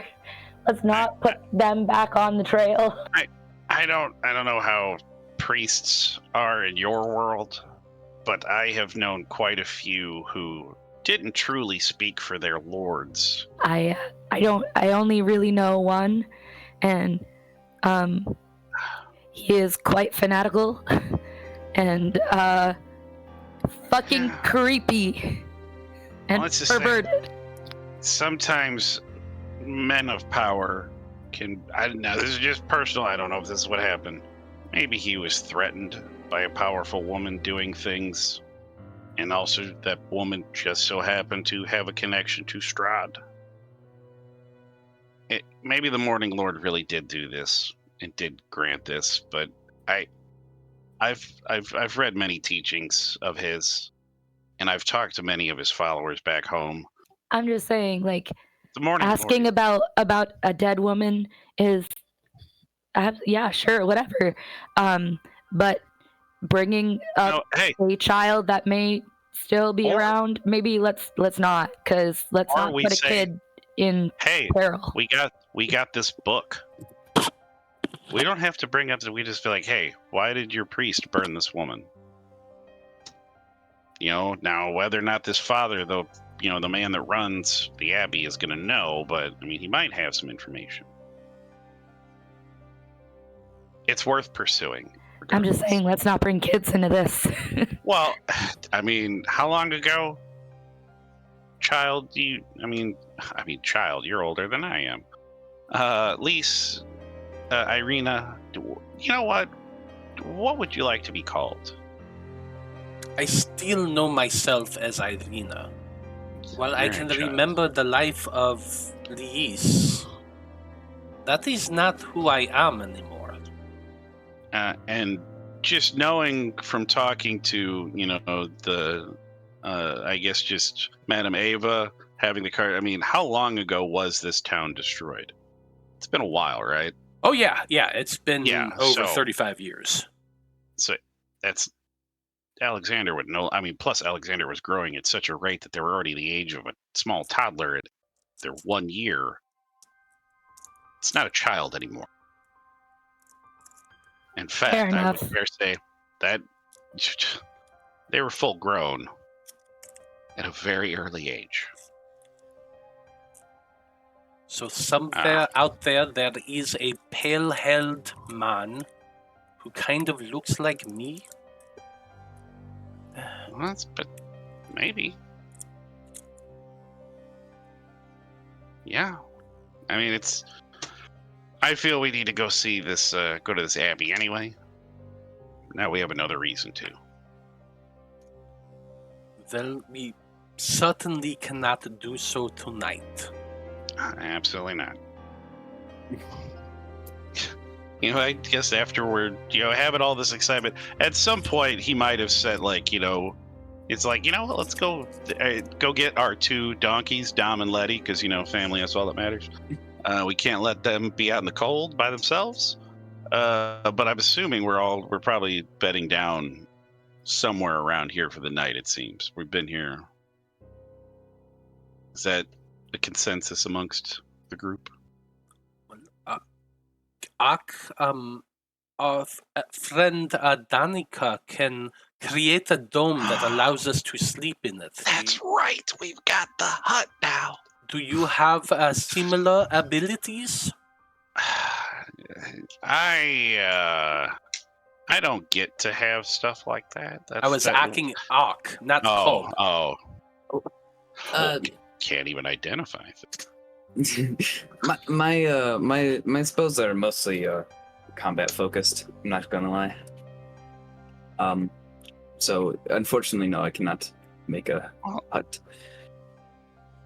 I mean, if we need to, we can't all fit inside the hut. I'm sure we can figure out something. We'll be fine, I hope. Well, we have bedded down here before. I suppose if we're gonna end up doing like a long rest, Cog would take the first watch. I wish somebody else wants to do it, just so he can focus on that other book too. And he'll I read will take that. it with Cog. Okay. Well, there's 4 watches in a long rest. There's 6 of you. Who wants to take the second watch? I'll take second. Okay. Who wants to take third? I will. Okay. Irina is going to volunteer to take the last watch. Does anyone want to take it with Irina?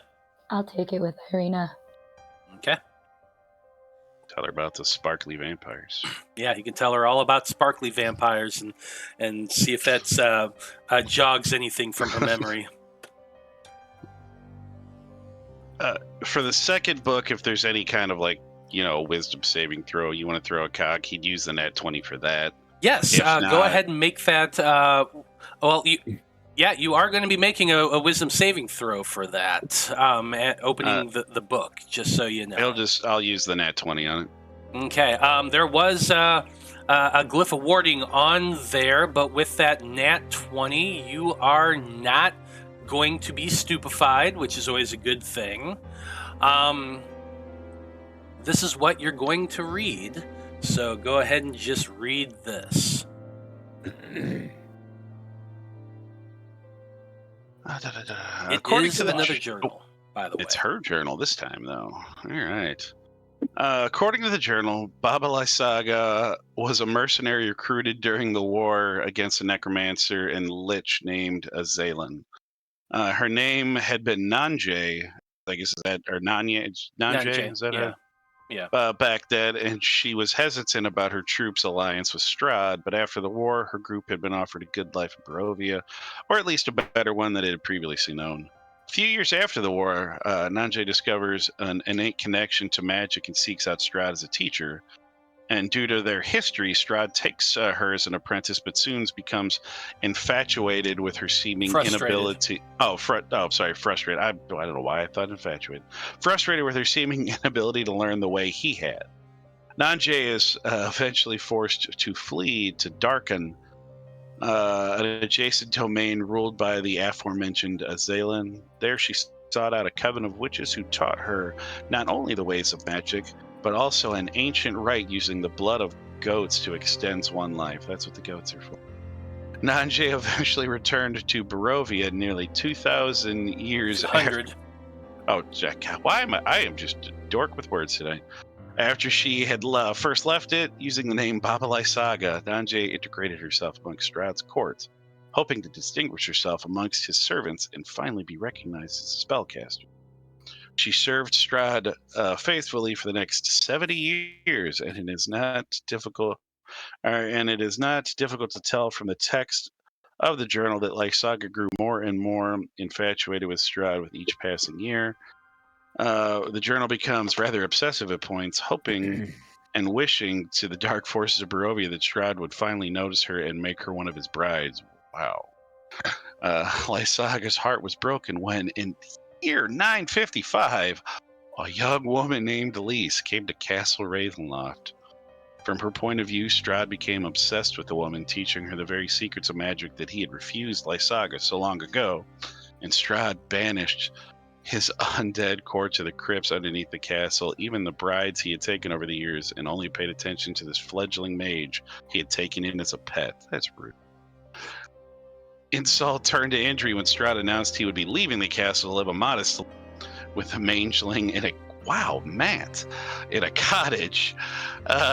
He was to renounce the evils of his past, as he called it, and would live as a man and wife with his new pet. Lysaga was furious. She was insulted even further when Strahd not only forced her to assist him in the ritual that would allow Lys to conceive a child with him, but also forced her to act as a midwife for the woman to ensure successful delivery. As the pages go on, Lysaga's hatred and jealousy of Lys are only too clear. She was forced to serve Lys and be her child's caregiver, to always be close to Strahd, but never noticed by him. Lysaga resents the young woman for taking her place, as she puts it, and repeatedly states that Lys's child could only have been hers. Her journal becomes obsessed with the child, even going so far as to claim that baby Alexander was her child and not Lys's. Lysaga concocts a plan to get rid of Lys through the use of spells so ancient that even Lord Strahd does not know it. While the journal does not go into specifics of what she does, one line in the journal does say that she managed to beguile the holy man into doing her bidding. It's all coming clear. The next section of the journal describes Lys as burning at the stake by the people of Aldra, Strahd's subsequent revenge on the village, and the resulting war on humanity that Lysaga herself was denied joining. Lysaga hoped that the loss of Lys would turn Strahd's gaze toward her, but the journal instead describes his rejection of her and her banishment from Ravenloft, where he had taken his son. Strahd cruelly reminded her that she was, in fact, human. Regardless of the magic she used to keep herself alive, he had no place for humans in his domain. Lysaga is forced to flee, but Barovia closes itself off, and she is unable to cross into another realm like she once had. Instead, she hides within the drowned city she had helped create and watches as Strahd ravages Barovia. Although she notes that he does ultimately give up the genocide and retreats to Castle Ravenloft to remain in solitude. The last pages of the journal conclude that Lord Strahd must be deeply depressed after the loss of that fool girl. She must have cast some horrible spell on his mind that has lingered on after her death. It is clear to me that Strahd has given up.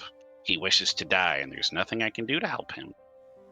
The rest of the journal is filled with lamenting on how she isn't good enough to bring Strahd out of his depression. She speaks of using the power of the land to draw him out of his stupor to remember his role in lordship, but the writings become more and more illegible with each passing page. The last dozen or so more pages are nothing more than chicken scratch. Wow. I mean, maybe he reads some of this out loud, Danika, or maybe he's just reading, and he's just like turning each page like, son of a bitch. Danika is definitely listening and is like engrossed. Like she's like, keep going. Like, Yeah. I mean, he would, because everybody's sleeping, so he's not wanting to be loud to wake anybody up. And he just look at Danika and goes, okay, we need to forget the whole conversation we had before everybody went to bed. oh man. I mean, we have to tell her, right? It just wouldn't be right if we didn't say something. I agree. I sometimes you just gotta be honest. But this also could mean that Alexander's alive. He's inside Castle Ravenloft, where I don't think we should go yet. Because we don't know if we can. I don't think we can. I think we'd just be going to our deaths. Maybe not, Irina, but the rest of us.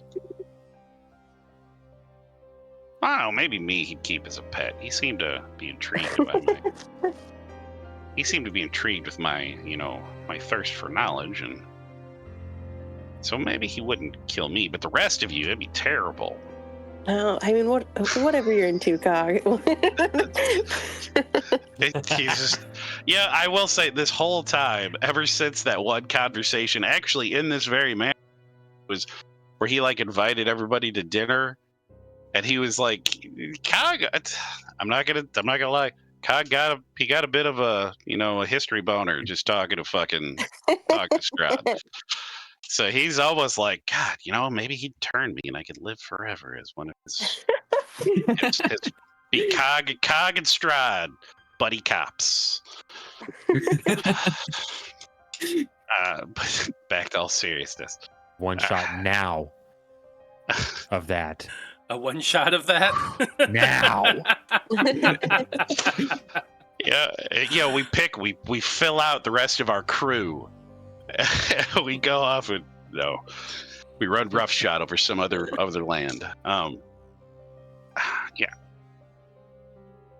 I don't know how she's going to react, but she needs to read this. I mean, now we know for certain that the Morning Lord had nothing to do with this. So that's one mystery solved. We know where the child went. Mm-hmm. We now know who Baba Lysaga truly was. We weren't a hag. Kind of curious about that goat blood thing. Maybe Ark knows something about that. And I mean, this He is did just painting notice, the whole new picture. The dried blood all over her body, I will point out. Yeah. Huh. So I don't know. This opens up a lot more questions. It answers quite a few, but I think we still need help before we go to the castle. Hopefully, he doesn't just show up and he just looks up, looking around. Yeah, I know. Looking for the castle to pop up. And over your shoulder, you hear a. No, I'm kidding. Hey! We killed her. We killed Lysaga. Right? You're good, right? You're welcome. It's like, you can have this. Points at Irina. You can have her. She's back. Just let me know. Anyway, so we should also have the two of you roll perception checks, since this is a long rest watch. Ooh, that's 21. Except for those strength, though, those athletic rolls. I've had some pretty good ones tonight. Well, yeah. Well, I'll just, as Danika is still trying to get to her character sheet. No, I got it. I got it up. Okay. I got it. Good job. Perception. We're so proud. Thank you. All that. Oh, Yeah. no.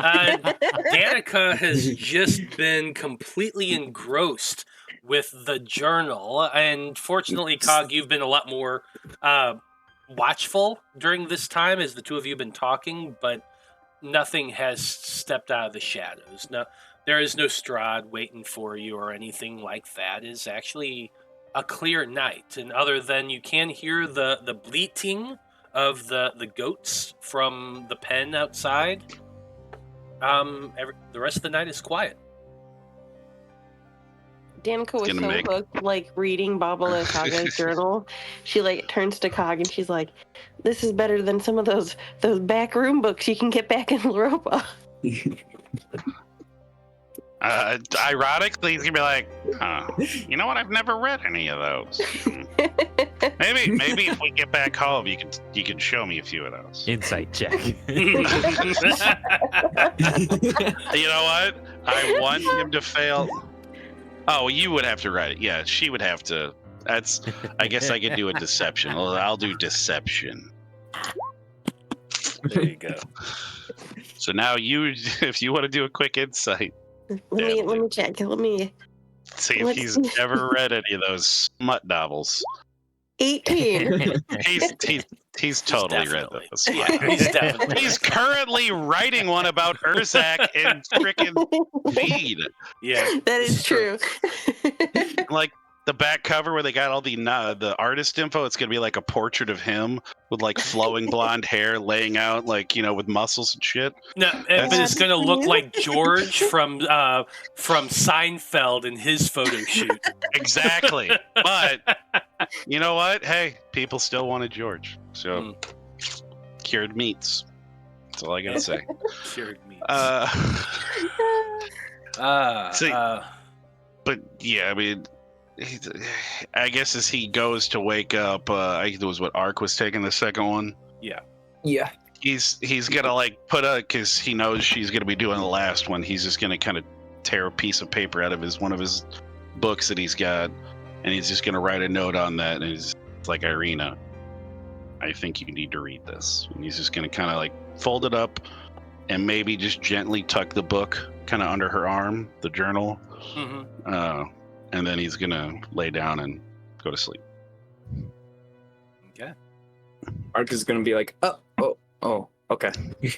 Hi. I was gonna read that, but okay. I mean, Irina's slightly snoring just a little bit. You could probably read it too. I think if it's my watch now, Ark is gonna he wants to read the book, but he has spellbook stuff to work on, so he's gonna work on spellbook stuff. Pull out the book of arcane theory, flip to the counterspell page, and start writing stuff down in his notebook. That's valid. That's valid. So you start working on the counterspell stuff, and you got the idea in your mind. You kind of know the direction you're wanting to go. So you spend the next 2 hours of your time working on the mathematical formulas you have to computate in order to formulate that spell. Give me practicing on cantrips to unwound the magic in them. Give me a perception check with disadvantage. Yeah. I will. I'm going. Can I do this actually? Yeah. I'm going to use a Kenku recall to give myself advantage, so cancel out the disadvantage. Fair enough. So this is my last one until I take a long rest. Oh, natural 20. Natural 20. Even though you're reading the book, you're still like keeping a good close watch out. With your nat 20, one of the things you notice is that Vide, who has been just kind of propped up against the edge of the mantle of the fireplace. Their hat is down over their eyes. They're just laying there with their hands over their chest and breathing peacefully. But as you glance over there, you notice that, like, you know that light in a cat's eye reflection at night? You see a little bit of that peeking out from underneath Vide's hat, and you can tell that his eyes are awake and alert and moving about. Although they seem to be acting like they're asleep, they clearly are not. Vide? There's no real response. But they are definitely watching.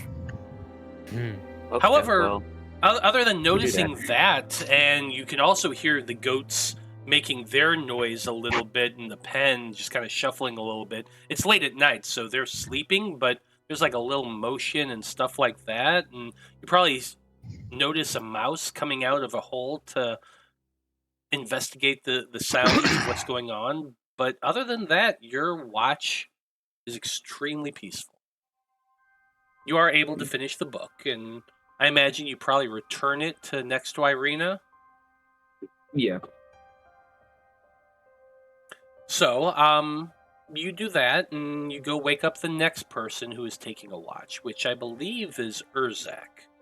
That's me. You doing anything on your watch, Urzak, besides watching? Yeah. Urzak takes out the note that Delphine left for him, Mhm. and kind of, reads over it a few times. And while he's on his watch, he starts drafting up a response. Okay. Need a handout? Do I what? Do you need a handout?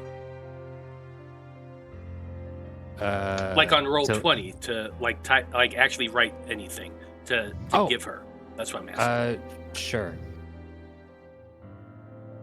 I'll do that.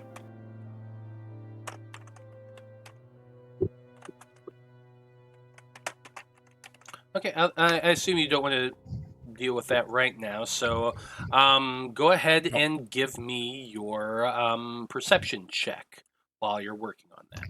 Okay. I've already written it. Oh, okay. So you don't need a handout? That is a 17. I'll just put it in here. Okay, fair enough. Well, How do I don't know how to do this. as you're sitting there writing in your journal, or in the letter, you're keeping a fairly close watch. You do hear an occasional owl hooting in the distance, and in the far distance, you do hear the sound of a wolf howl. But it's pretty far away and echoey, telling you that it's not. It's probably a sound bouncing off of the literal two mountains that you're in the valley between of. Sounds pretty far away, so you're not too concerned. But for the rest of your watch, it's fairly uneventful, and you're able to finish composing your letter, which you return to your pouch. And I just Delphine kind of tied it up with a lock of her hair that she uses to watch stuff. So I'll just kind of leave it laid out in a spot where nobody else is going to really look at it, and just put the piece of hair on top of it To where the hair can read it? to where she can read it through her hair. It's just so. It's just such a creepy ability. Yeah. Oh. Okay. With the end of your watch, you go and rouse Irina and Ksenia for the final leg of this watch. With the two of them roused, you go and lay down and find your own bed for the evening. And Irina does note the message that Cog left her on the journal. She shows you Ksenia and says, "It appears Cog has already read this journal, and he thinks that this would help me understand as well. So, if you don't mind, I will just go ahead and read this while you're keeping watch. Is that okay?" If you don't mind reading it out loud. Sure, I can do that. She sits down next to the fire that you've no doubt built here to stay warm. She sits down next to you and opens it up and begins reading. Go ahead and make your perception check.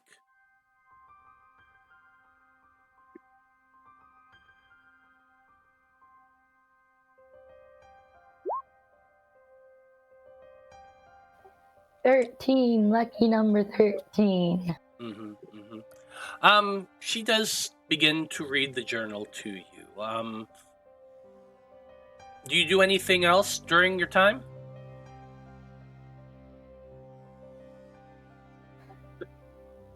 That depends. If depends on the answer of the question I sent you.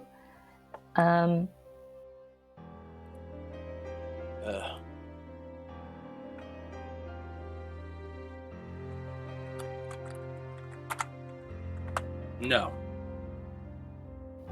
Okay. Since technically Irina and I would have finished our long rest, Right before we this. have- would we have rolled into the new stuff? Yes. Technically, you've already slept for 6 hours of your 8. Normally, we do that at 8, but it's fine. Okay, cool. So then if I get that, then I'll use a spell.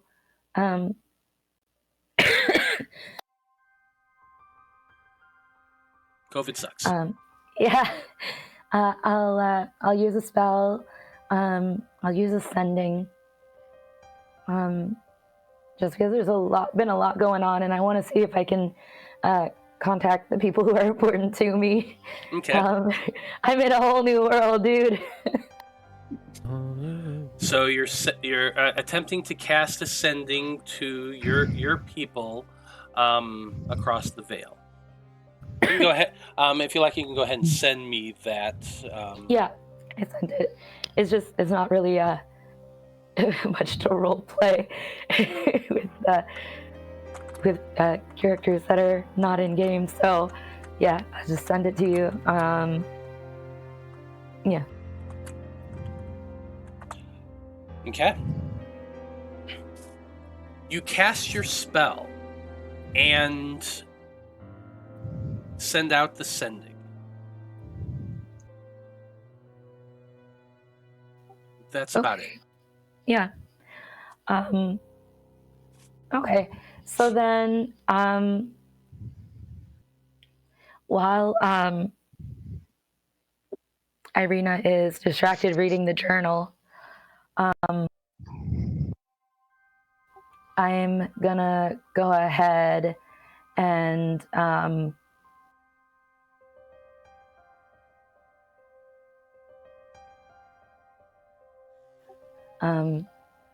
I'm going to turn invisible, and then I'm going to attack her.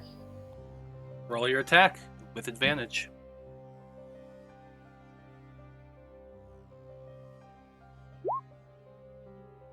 $22. That will hit.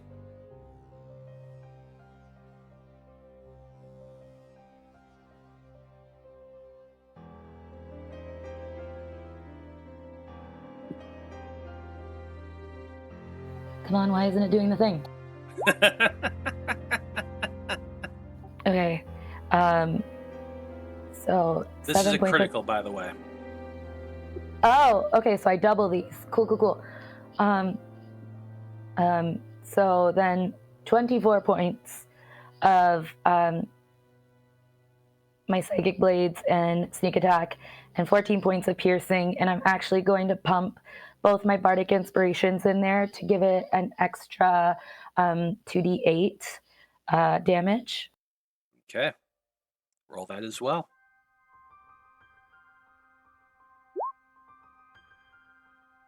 And if you said it's a critical, do I also double this? You would, because you double every dice. It's rolled dice. Okay, so Yeah. then an extra 28 psychic damage on top of that. For a total of Oh god, 24 plus 28 plus 14.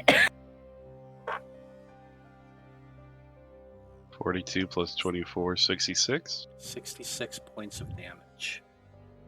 From behind, your blade is drawn invisibly.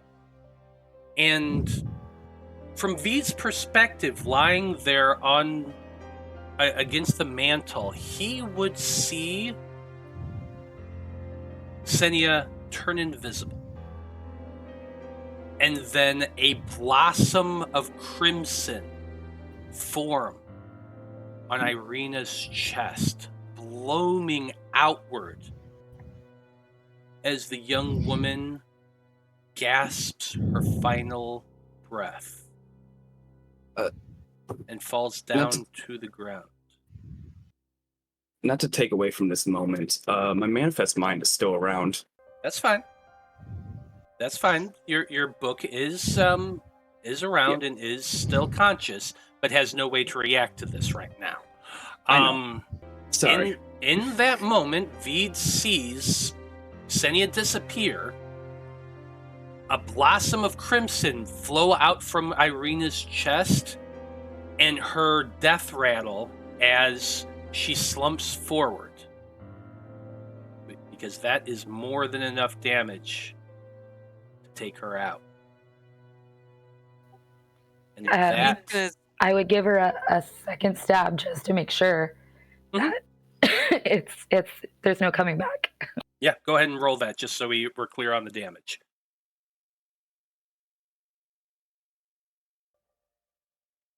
But that is where we're ending things for this evening. Yes, Vide, you did see this. And we'll get to that next session.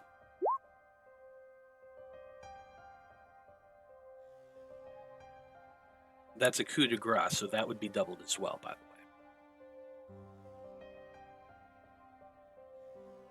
So. Hey, what the fuck? Sleeper agent, baby! I'm gonna kill you. I'm gone, baby. As soon as I double tap her, I go disappear in the mist, man. I'm Vistani. I can travel those mists. Fuck you! Well, we're about to find out what happens here in 2 weeks as we just watch Irina be murdered in cold blood.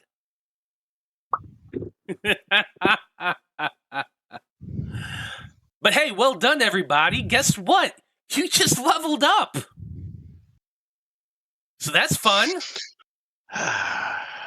And we will get to what happens as our adventurers continue on here in the horrible, horrible land of Barovia.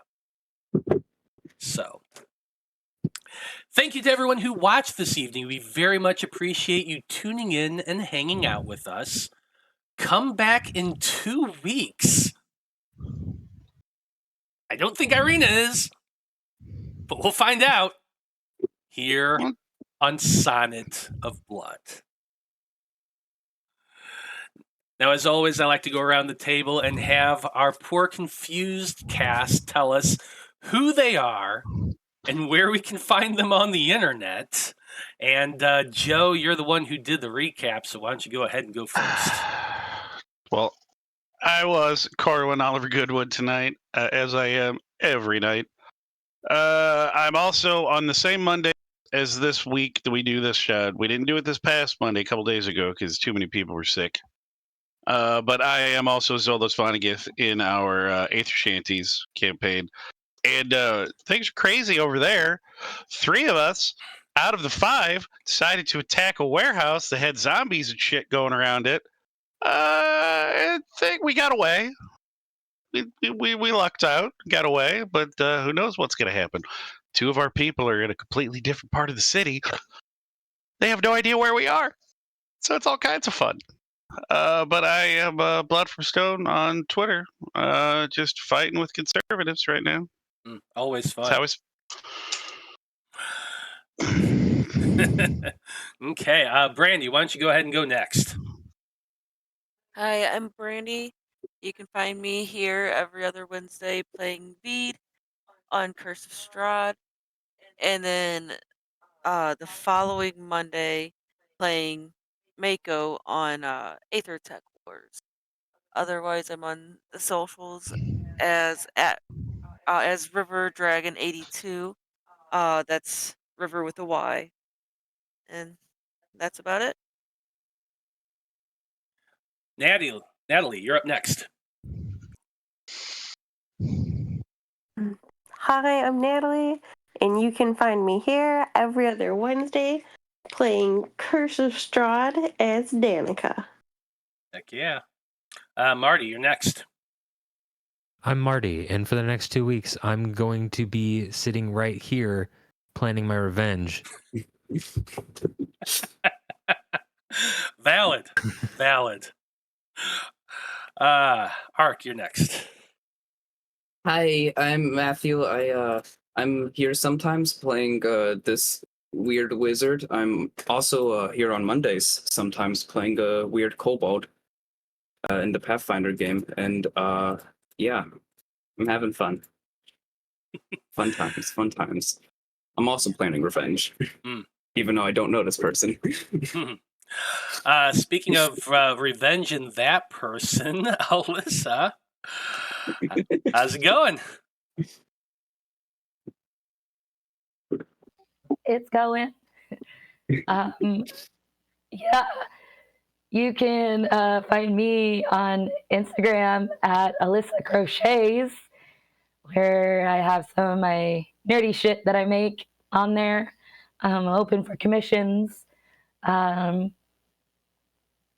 Yeah, I don't know what to say other than it's Matt's fault. Everything's my fault. And as always, I am Matthew R. Dawson, your friendly neighborhood host and game master, here to torment the fuck out of y'all and create a great story. Hope you enjoyed it. You can always find me on the tweets and the Instas as at Scruffy Wanderer. Feel free to send me your hate mail. It's okay. I accept it. Other than that, you can always find me here every Monday and Wednesday running games for these crazy people. I'm occasionally on other channels, but I'm doing that a little bit less so I can focus on our next stage of production because next year we're going to have some new games entering into the Random Rhapsody Network. Can't wait to talk more about that in the future. But until then, I just want to say, thank you, folks. It's been a delight. Don't know how much of a delight it's been for you, but it's been for me. So long. Good luck. And until next time, may you live until you die. I will have my revenge. Good night, everybody.